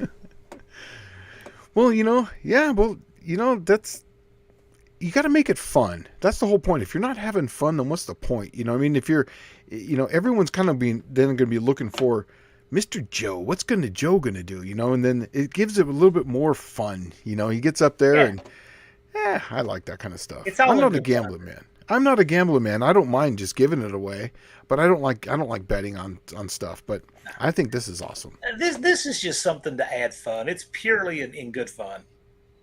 Yeah. Dallas Uh, is saying that quadrojet tuning takes months too. He would know. He's definitely the most prolific quadrojet tuner I know. Agreed. He tells me stuff, and I'm just like, man, I just take them So off. I've seen this. I've seen this numerous times. We stopped for gas in the Suburban one time. Yep. So he starts his nozzle filling the tank and immediately goes out there and makes a change on the carburetor. Right? Mm-hmm. He'll get where he's going, pop the hood, make a change. I mean, just while he's driving, everywhere he stops. But that kind of persistence is how you learn them and iron them out. And Yeah. he truly knows more about that carburetor than anyone I know. Yeah. When I went to the 2-barrel carb on mine, I was living in San Diego at the time, and I was driving down to Crower, and it was 25 miles one way. So it was 50 miles. So I was doing 250 miles a week. And that was basically a tank of fuel. So I would know right off the bat if my change was good or bad. If I had to fill it before the end of the week, man, I did wrong. But if I didn't have to and I could do it on Saturday, I did the right thing and I was moving in the right direction. So yes, I know exactly what he's talking about. I would do a change, drive it all week, see what I was getting.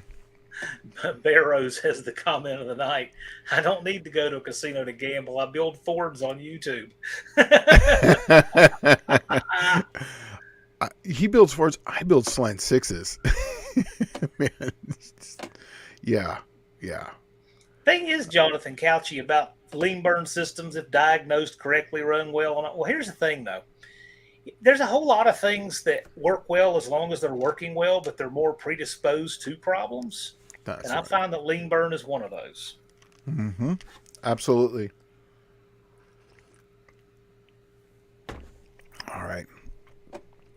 Yeah, keep on going down. Yeah, yeah. I don't need to gamble on traps. That's a. I'll Oh, tell you something else about lean burn real quick before we move yeah. on. The Mm-hmm. police cars in the 70s they were having problems. I believe this was California Highway Patrol. They were having engines blow up with lean burn, and they couldn't figure out why. And it's because when the car was getting their speakers, their loudspeakers installed, Oh. they would run their cable across, and that thing, of course, would raise a magnetic field on that lean burn Mm-hmm. computer, and it would run the advance to 50 degrees advanced and just lock it as soon as the current went across. Yeah. It was triggering the box, and Wow. kaboom. And once they figured that out, they solved it. But there's a lot of things that can happen when you add for me to add complexity to any system, I Mm-hmm. must get a return. I must get an improvement somewhere else. I can't rationalize that with lean burn. But that said, if you want to do it, make a video about it. We'd like to see Yeah. it. I personally have never seen a lean burn, even from the factory, run correctly. That's just my opinion. But remember, I lived in California, so there's probably even worse stuff there. Really and truly, if you do a video on tuning lean burn, I would love to see it. I would watch Yeah. it and share it. Yes, I would too, because it's kind of thing. Whenever I saw lean burn, the first thing I did was I would just pitch it, distributor, and move on. Yeah, if you make one, tag us on it. I want to see it and share it. Yeah. A tuned lean burn system is a champion on the highway, miserable in the city. The timing system on the lean burn was to blame. Yeah, I could see that on the freeway. It could work, but most of the driving around where I was at was in mountain driving, so that would be kind of city driving. So yeah.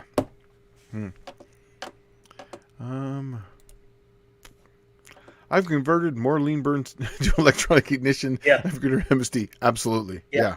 Yeah. Yeah. Hey, unfinished project. Too fat. Sport the colors today. Right? Unfinished project. I told them there's only 3 of these shirts in existence. If you don't see me or Joe wearing it and you see somebody else wearing it, guess what unicorn they have now seen? Which unicorn? Him. Unfinished project. He has Oh. the 3rd one of these shirts. Oh, he's got the 3rd one. Okay. Okay. He has it. Yeah. Gotcha.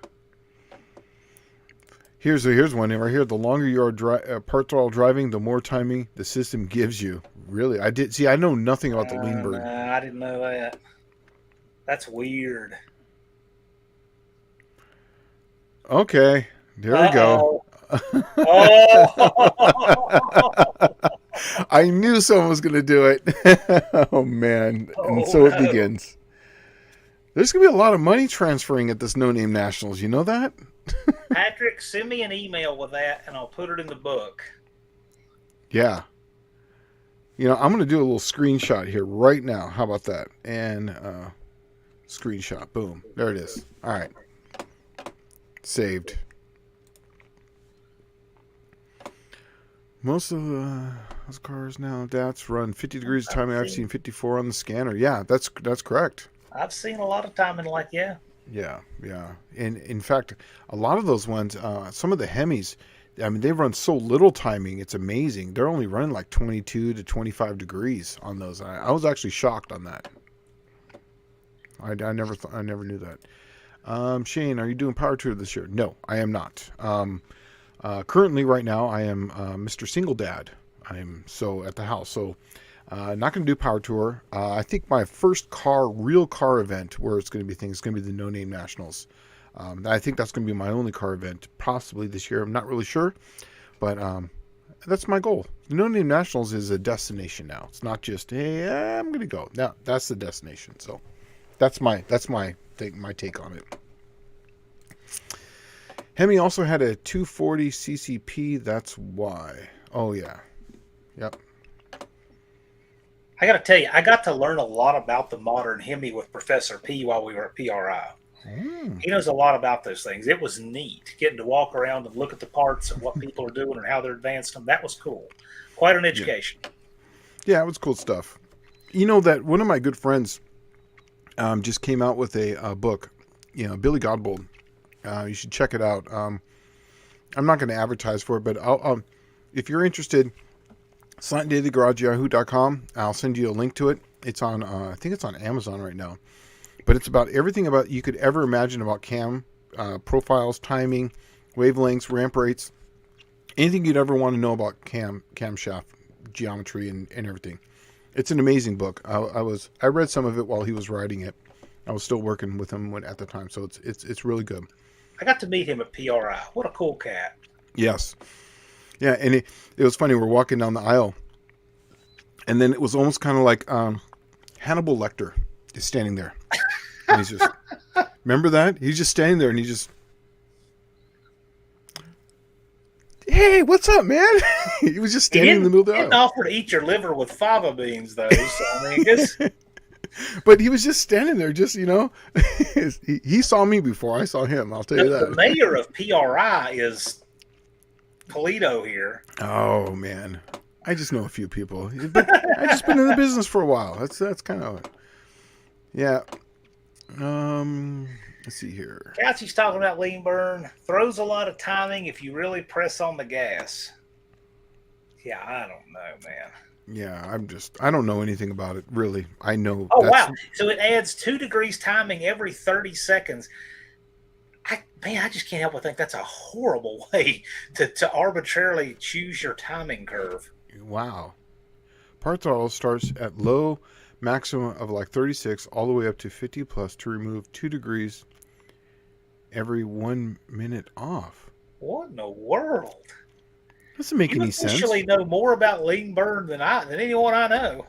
But that's like just a math table. That's almost just like you do this so you get this, but that doesn't tell you anything about. Do they have a map sensor or any type of manifold, absolute pressure, or anything? Or how do they? Is it just done by throttle? Screaming if that's all it does is use timers. Wow. I know the EGR's on the timer on the mid '80s Chrysler stuff.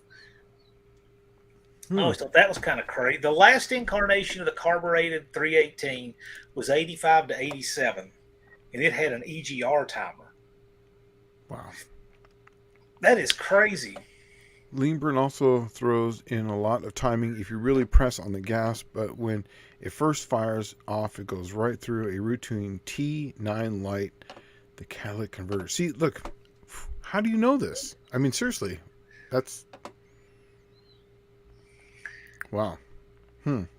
I don't know anything about lean burn. I've said that so many times. I just don't. We've learned more about lean burn tonight Yeah. than our entire life. Yeah. Right. Do you just Mopar Joe? Do you have that old Voodoo Cam on the shelf? I'm not really sure what they're talking about there. Is this? I did watch one of Mopar Joe's videos where he started up an engine that was a big block, I think, for a truck. It was for a truck engine that he started up and broke in. So I don't know. Maybe that's what he's talking about. Looks like lean burn works off a vacuum. Oh, it does. Okay. Yeah. Oh, well, that would make sense. Lean burn has vacuum. Yeah, yeah. Well, that makes sense. I was just wondering how did it get its table, because the table seems so like for this many seconds and this many seconds. Like, well, how does it even know? I mean, how does it even know what seconds to do? Because the vacuum could be different as the road goes up and down. You know, it's just, I don't know. If you get rid of the lean burn, you can repurpose the vacuum can to go with your bigger cam. Right. Exactly. Yeah, that's right. Exactly. Yeah, exactly. That's it. Make something good, useful out of it. So what do we have for bounties right now? You got a list. I know you got a list right now. I got a list. So right, so right now, I should be able to do this off the top of my head. But I'm Okay. not going to. I'm going to be smart about it, and I'll go to my list. Okay. This is So actually exciting. so this is from John Cope. Okay. $50 to be the first person to take Joe out in any round of the bracket. $100 to do it with a CRT sticker on the car, and $150 to do it with a CRT sticker on the car and CRT parts in the transmission. Wow. So you can get up to $150 from John Cope for being the first person to take out Joe in any round of the bracket. Mm-hmm. And it's the first person to take him out. So if Joe buys back in, can't be the second person to take him out. Yeah.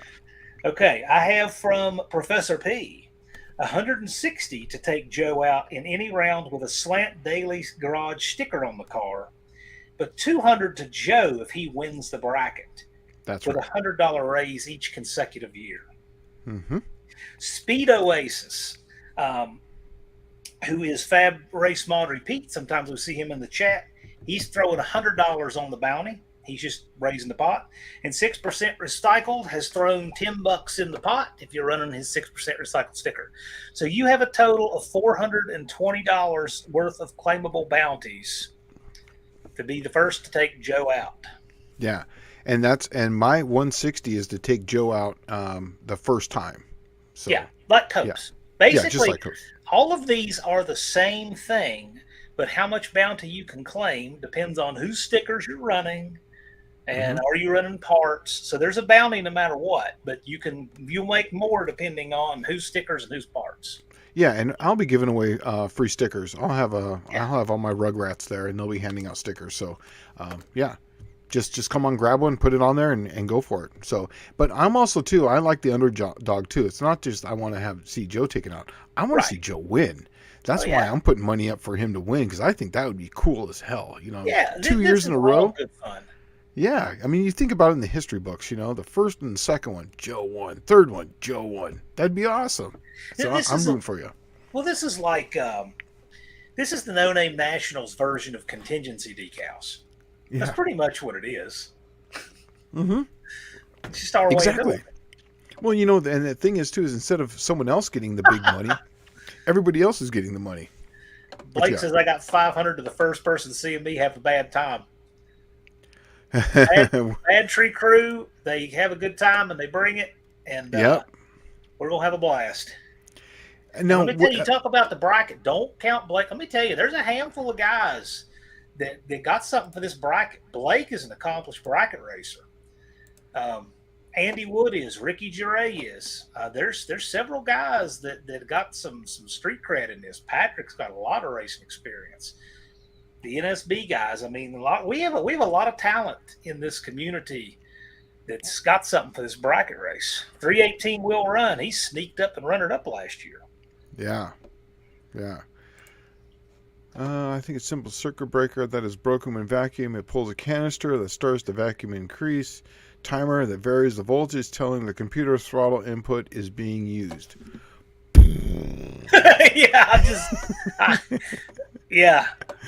Yeah. Oh yeah. That's yeah. When the whole idea to these cars is simplicity, this is not. This is not some. This is basically. This is kind of like your steampunk computer on a. Yes. Yeah. You know what I mean? This is your Right. mechanical steampunk computer on your 318 or whatever. Yeah. Yeah. I mean, You're if you running. can do it, man, Jonathan. Dude, if you can do it, two thumbs up, man. I'm rooting for you, man. For me, yeah, I think you're running an iPhone off an abacus. I just wouldn't try it, but if you can do it, listen. I'm dead serious. Make a video about lean burn timing and tuning. I would love to see it. yeah. Patrick, Shane, you need some John Coke glide parts. No, I have this company right here, TCI. Yeah. So we're good. We're good. I'm gonna have something really bitching to bring out there. I got some cool stuff. You'll see. Ricky got his first win in a 30 car field. Yeah, we should mention that. So, Red Light Ricky, who, by the way, while we're talking about awards and bounties and stuff like that, the Red Light Ricky Award is going to pay $100 to the worst red light in the Where's bracket. this at? Where's oh, right there, Bad Cherry Productions. Yep. Up, So, up, so up one. the Red Light Ricky Award, I have info on it. It's going to be basically it's going to be the red light of the highest consequence. So we'll flesh that out on another live. That's not really what this live's about, but that's another one of the things that you can claim, and you probably don't want to claim, but you can claim at the No Name Nationals. Right. All right. Backup one. Could you elaborate a little further on those two screws removed on the rod to adjust on the Carter BBD? Money is constrained, so I'll be stuck with a particular car for a while. Okay.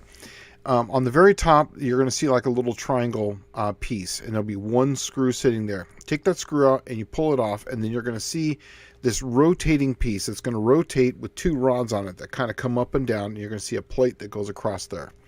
There'll be a flathead screw in there that you can take that off, but don't loosen it all the way because it's spring loaded and it's going to pop up, and then you'll lose your adjustment. But if you put your thumb on there and you loosen it up, you can either push it down or push it up, pull it up. What I did is I got a wideband O2 sensor. I put it in the pipe, so I knew where the flat spot was. So if it was flat spotting sooner, what I would do is I would raise that up, so that way it was pulling the metering rods out faster, so that way it was giving it more fuel sooner.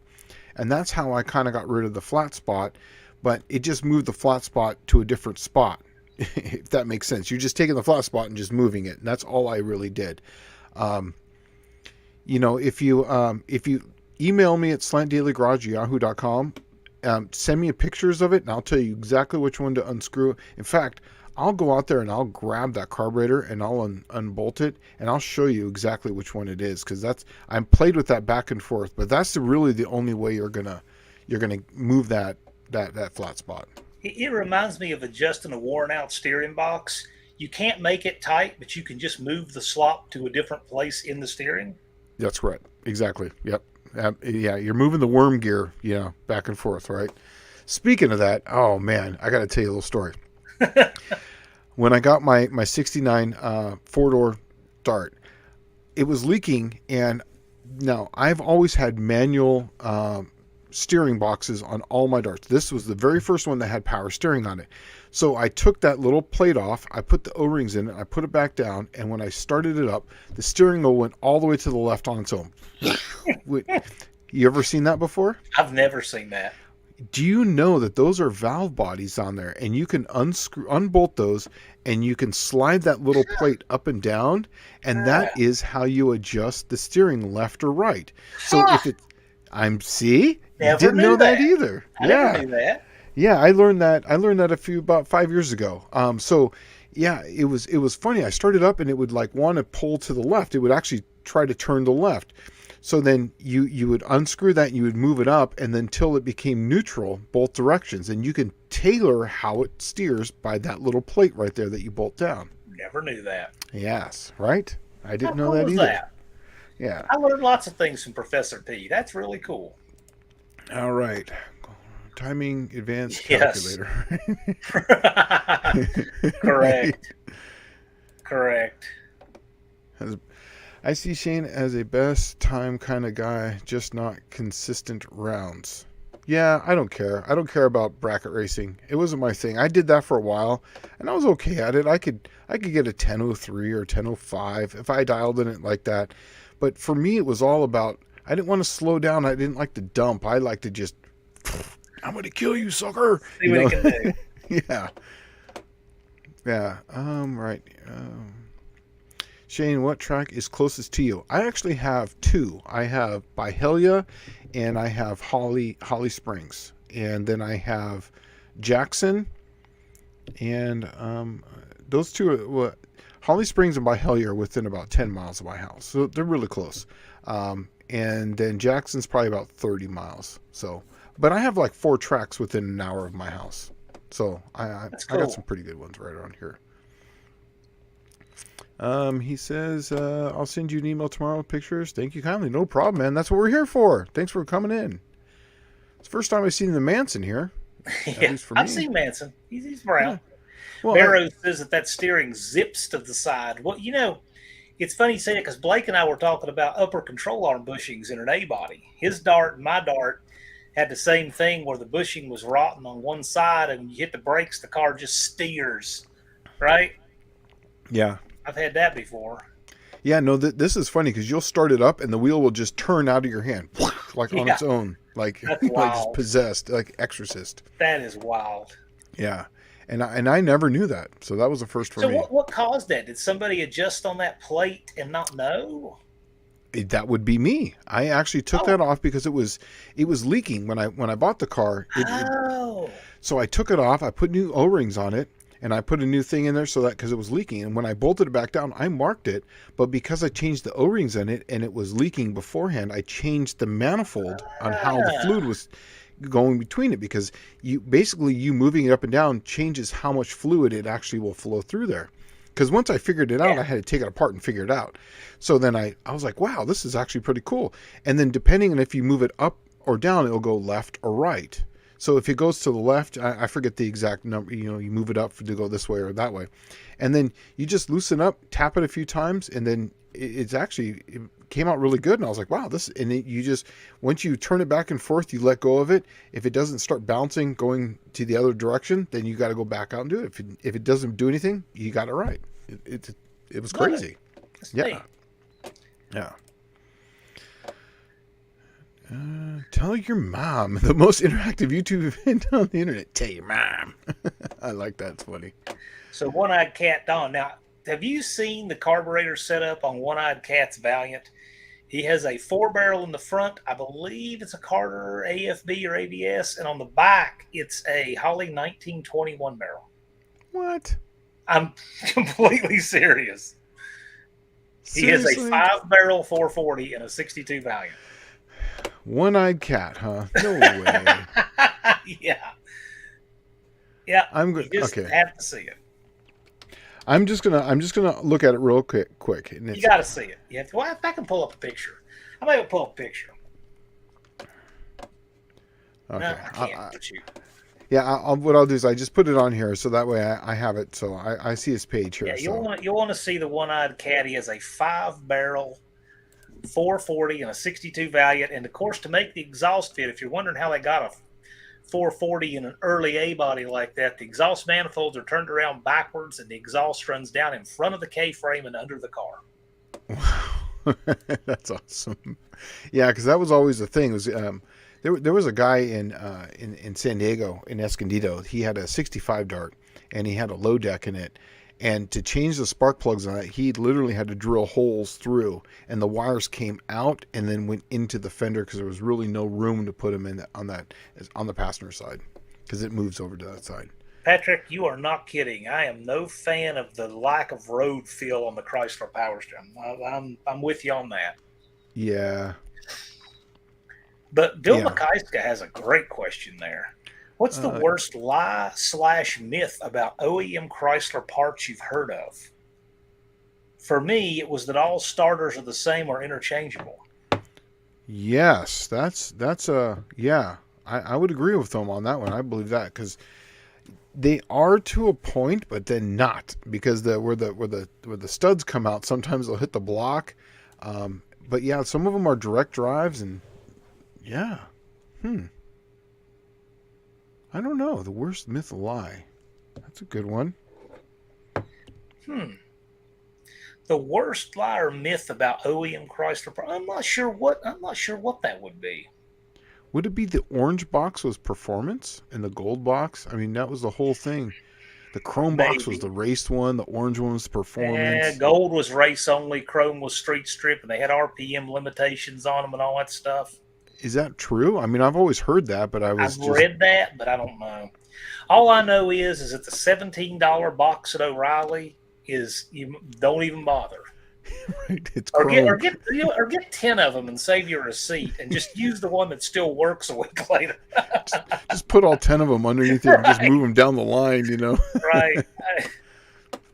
And that was the main reason why I get a lot of people asking me the question of why did I get rid of the points? I prefer points. I'll be the honest first one to tell you. It's super simple. I've done them 100 times. I've had Volkswagen, so I could set points in a second, right? But I couldn't find reliable points anymore. So then I started going to like ignition box, like an actual Chrysler box.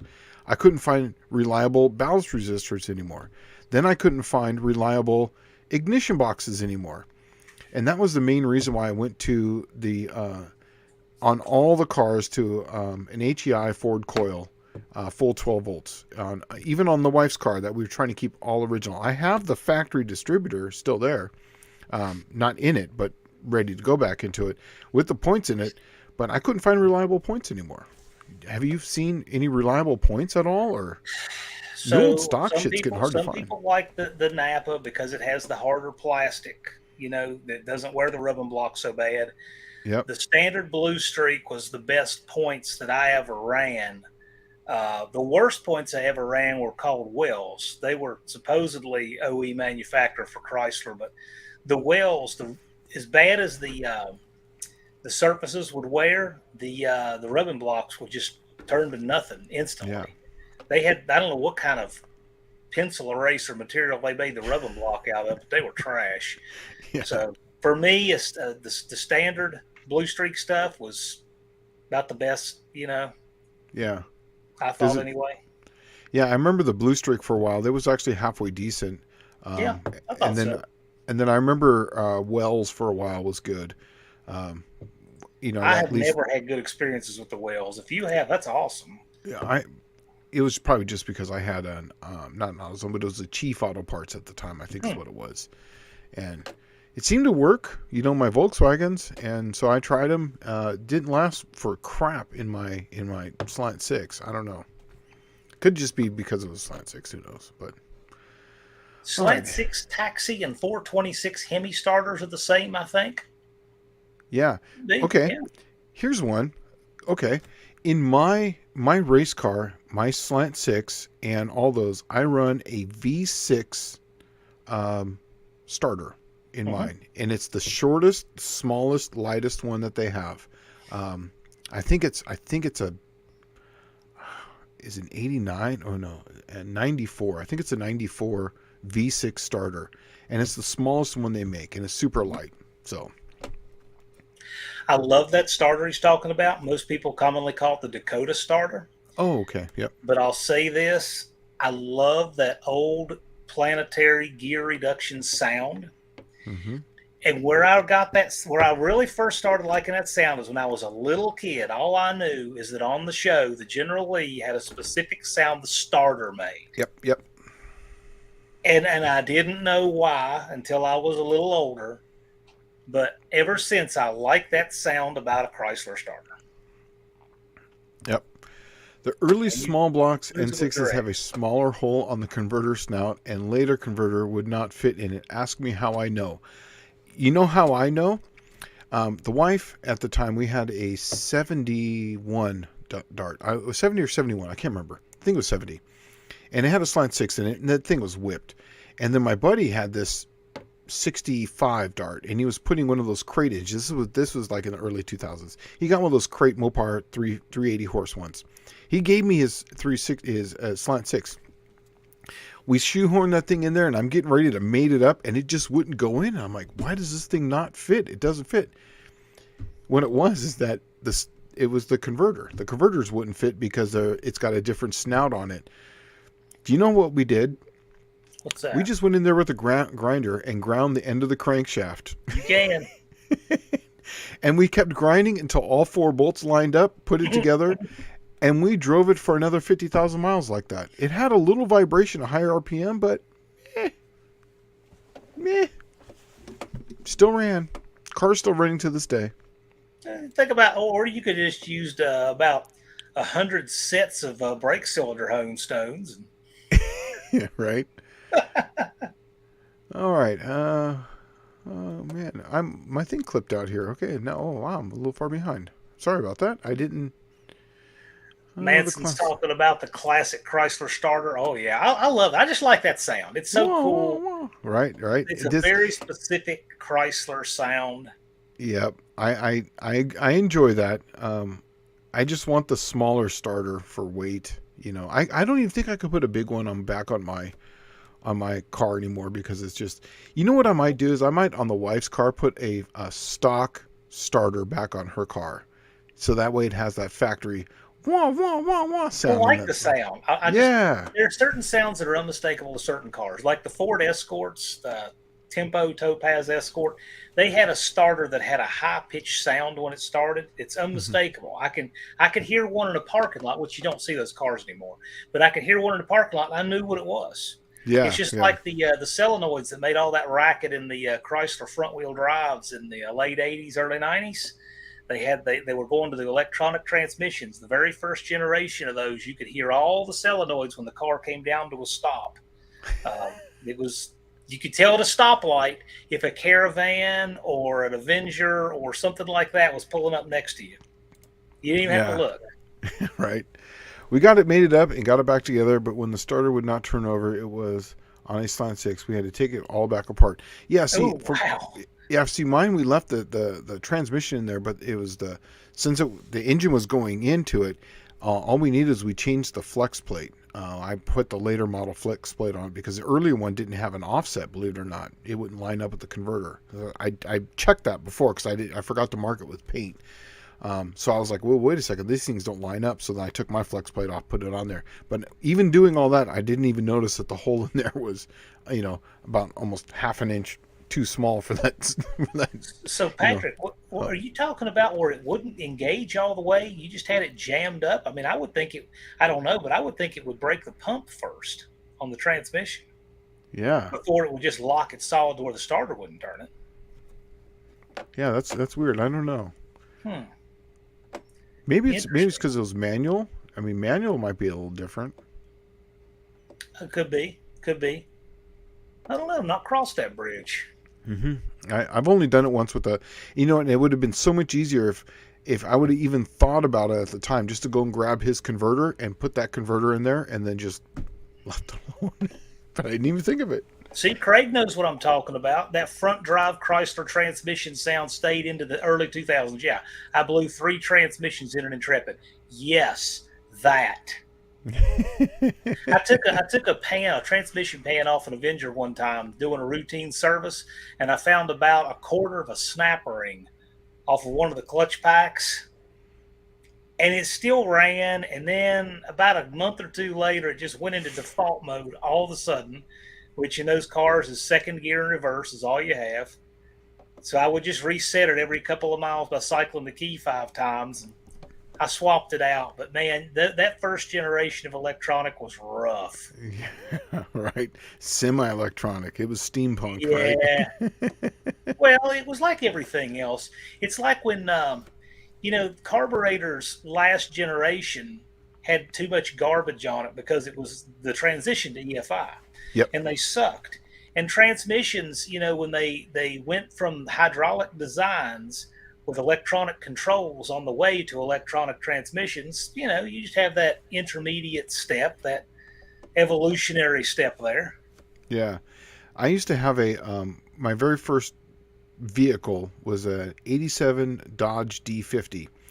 And it was that transition year, had a Mikuni carburetor on it. It was actually basically a Mitsubishi engine. Yep, exactly. And it was the 2.6. It was the big block, not the 2.0, but I had the 2.6. And there'd be times I would be driving and that thing would just shut off because there must have been half a dozen vacuum lines that were on this thing. And if there was one that I found that if I unplugged and plugged it, I could get back home, and then I would plug it back in, it would reset itself, and it would be fine. Never to this day had no idea, whatever caused that, but it was just one of those things. Most complicated carburetor I have ever done was a Mikuni on an '89 Hyundai Excel. That was really complicated inside. Yeah. This was that Mikuni on that truck. It was a 2-barrel, and it was like a progressive system. Man, it was just it was a mess. Like, I looked at it and I was just like, yeah, I don't even want to touch that and clean it out. I'm gonna rev it up, put a rag over it, and just hold it wide open, and hopefully it cleans itself out with fuel. Call it good. Right. That's what it did it, and it worked. So here's what Patrick said. It didn't. It was a 904 63 Dart 4-door. We put a later trans and converter in. It was a mess. Okay, well, that makes sense. I can understand all that then. See, for me, it was just all I did was change the engine, so I just made it fit and it worked. But yeah, that would work. That would suck. Hook, line, and fishing. Take care. Put up a video of that Scion. I'd love to see it. Yeah. Is he getting out of here? Okay, yeah. Hey, thanks for stopping by, man. I know this was the first one, and I hope it was good. And it seems to be going pretty smooth. Yeah, it's been. I can't believe we've only got 9 minutes left. Time flies. Yeah, we're fun. We're having a good time here. So, and if there was a tech question we didn't get to, it's not Daily Garage Yahoo. Once again, send it over there, and I'll take a look at it. See, I'm gonna pop in over here. I got 4 in here already. So good. Yeah. So, yeah, keep them coming, and then I'll get into them, and then I'll send them back over and see what we can find, With that said, we've got a little bit of time left. If you have any tech questions, now would be a good time to be putting them together. Yeah, exactly. Still got a little bit of time here with Professor P. You got him cornered. Got it cornered, right up against the back. I'm here. I have to answer it. No, I can't just say, I'm sorry, and I fade out. No problem, Don. I have at least 6 sets of A-body strut rods. I need a pair for C-body strut rods. I need a good pair. Yeah, I believe all A-bodies are the same. I don't know about C-bodies or B-bodies, but I've changed them between the A-bodies. So I can tell you that with certainty. Here we go. Here's one of the greatest usernames in all of YouTube. Raining Slant 6 with a chance of cannonballs. Perfect. I love that username. Perfect. Hey, Shane and John, have either of you ever tried Rob McMopar Mini Starter or heard anything good or bad about it? It's supposed to be the smallest and lightest. I know nothing about it. I've never heard of it personally. Never tried one. Here's I've not used anything but factory starters. I mean, to me, Exotic is a Dakota starter, which is what Professor P runs. And to me, that's as exotic as I want to go, because for me, I want to be able to go down to the parts store and be able to buy it. Yes. If I'm driving it on the street, I want to be able to go down the starter and buy it. And for me, a V6 starter is the lightest, most exotic that I'm going to get. That's where I'm going to go. But no, I will look into this. In fact, I will going to highlight this and make a little link so I can check it out later. But I know nothing about it. Charles Manson is asking tech question on a 904. Delete and block the servo. I believe you're talking about the accumulator. You're talking about the accumulator. And for me, yes. Always. You need to make a 3-inch blocker rod. I believe it's a half-inch round, half-inch diameter, 3 inches long, and you can block your accumulator piston upward. And if you happen to have an aluminum one to put in there instead of a plastic, depending on what year it is, that's a good idea too. And even on my street drivers, even on all my wife's car and mine, I still get rid of the accumulator on that. It just seems to run a lot better. Yes. It just shifts better, so I don't know. Spring and block the servo, correct. You need a 3-inch blocker rod. You can make it out of most anything. Aluminum's light, but I've made them out of steel. Easy. Yeah. Yep, that's so important. If the starter goes out, it takes you 6 weeks to get a new one. It's a season kill, absolutely. And that's why I just kind of build around it. And that V6 one is the smallest one I found, and it's literally, I think, half a pound or a pound lighter than the V8 one. So, If you're into saving weight, for me it was only because it was just shorter and it made more room for the headers. That's the only thing I Now, cared about. this is a really big question here, so do with it as Mhm. much as you think, Professor P. But Bill McKyska wants to know: step tube headers, try Y, or does it not matter? It Work does truck matter. with a stock 318 cam and 4 barrel. Oh, on a work truck with a stock and a 4 barrel intake, nah, I would. I'll If be you're completely on the work truck. I would do whatever fits good and doesn't leak. exactly, because it doesn't matter at that point. You're just trying to build torque. If this was a race thing and you're whatever, try Y, no dice. Step tube headers, absolutely. That's the way to go. That way you get all the heat out with a little smaller. Then you step it up. Then you start getting into different. We'll get into different sine waves. Anyways, just that's the way to go. Step tube headers are definitely the way to go. If it's going to be for power, tri-wise, man, on a work truck, man, I would even just keep the cast manifolds on it at that point because who cares? Yeah, stock manifolds. But if you're gonna run headers on that, I'd run an inch and 5/8 all day Yeah, on you don't that. need anything big. Yeah, that I would be think that would perfect. do everything you wanted to do. Actually, more than you'd ever want to do. Vern wants to know if anyone makes a standalone control module for a 46 RE. I I don't know. I know Now, wait one a thing second. though. The, You can run an aftermarket valve body in your 46 RE and go hydraulic and not have to yeah, have a computer. and that's right. There was a 46 HE. That's the HE. That's the RH. height. Yeah, RH. That's what it is. Mhm. And that's got 3 wires coming out of it. When did they finish those? So Vern, that transmission you have should be 94 or 95. I think it's 95 and up. But if you run an 89 to 94 valve body, you can run it hydraulically without a computer. Yeah, and that's the way to do it because it's just 3 wires then at that point. Yep.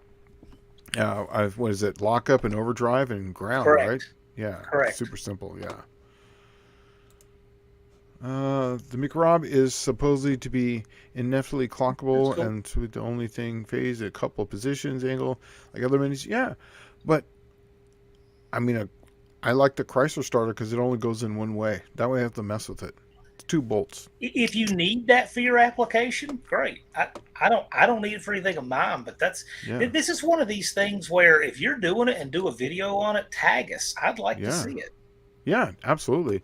Now this might be something for when I'm putting in the 518, no, the 500, the A500 into my slant six with that adapter plate. That might be something because the starter is going to go from up here to down here into a V8 location on a slant six. So that might be something I'll look into at Could that be. point.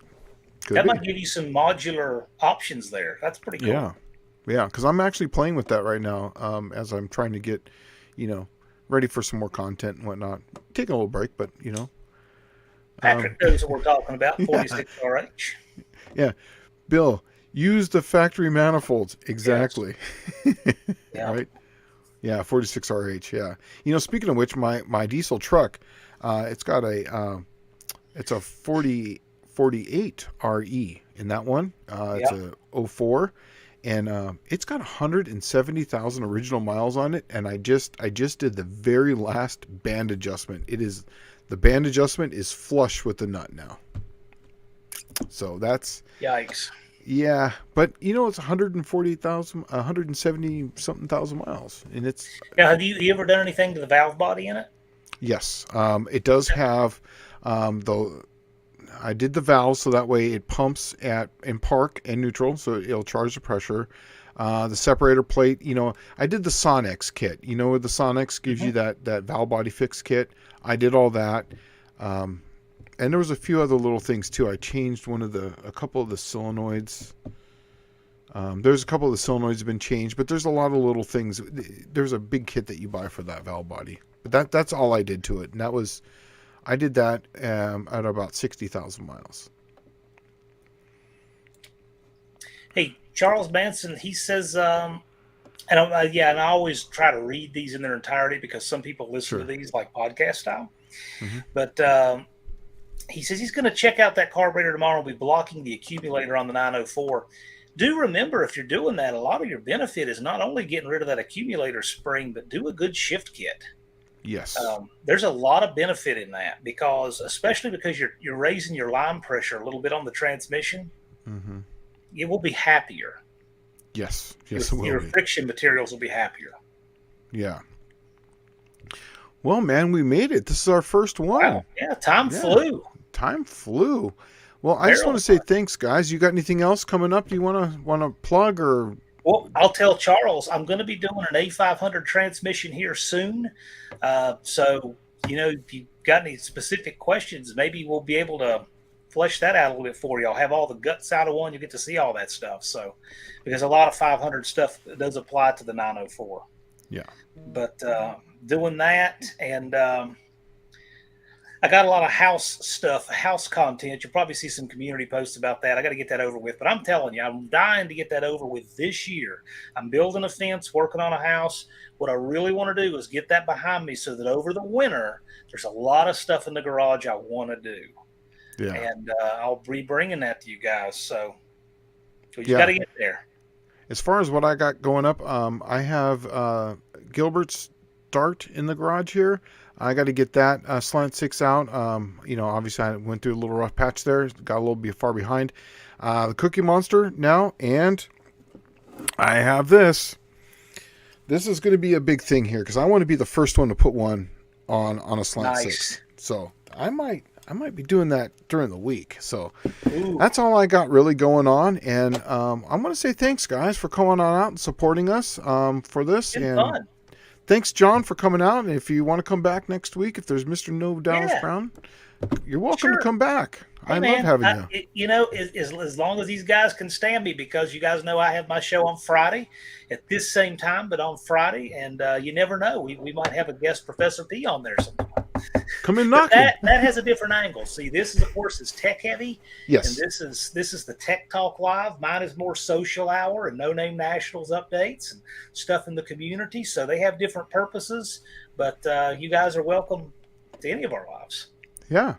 Awesome, guys. Well, thanks again. That's our time, and we'll see you guys next week. All right, man. Thanks for stopping by. Thanks a bunch. See you Friday. Take it easy. Bye-bye.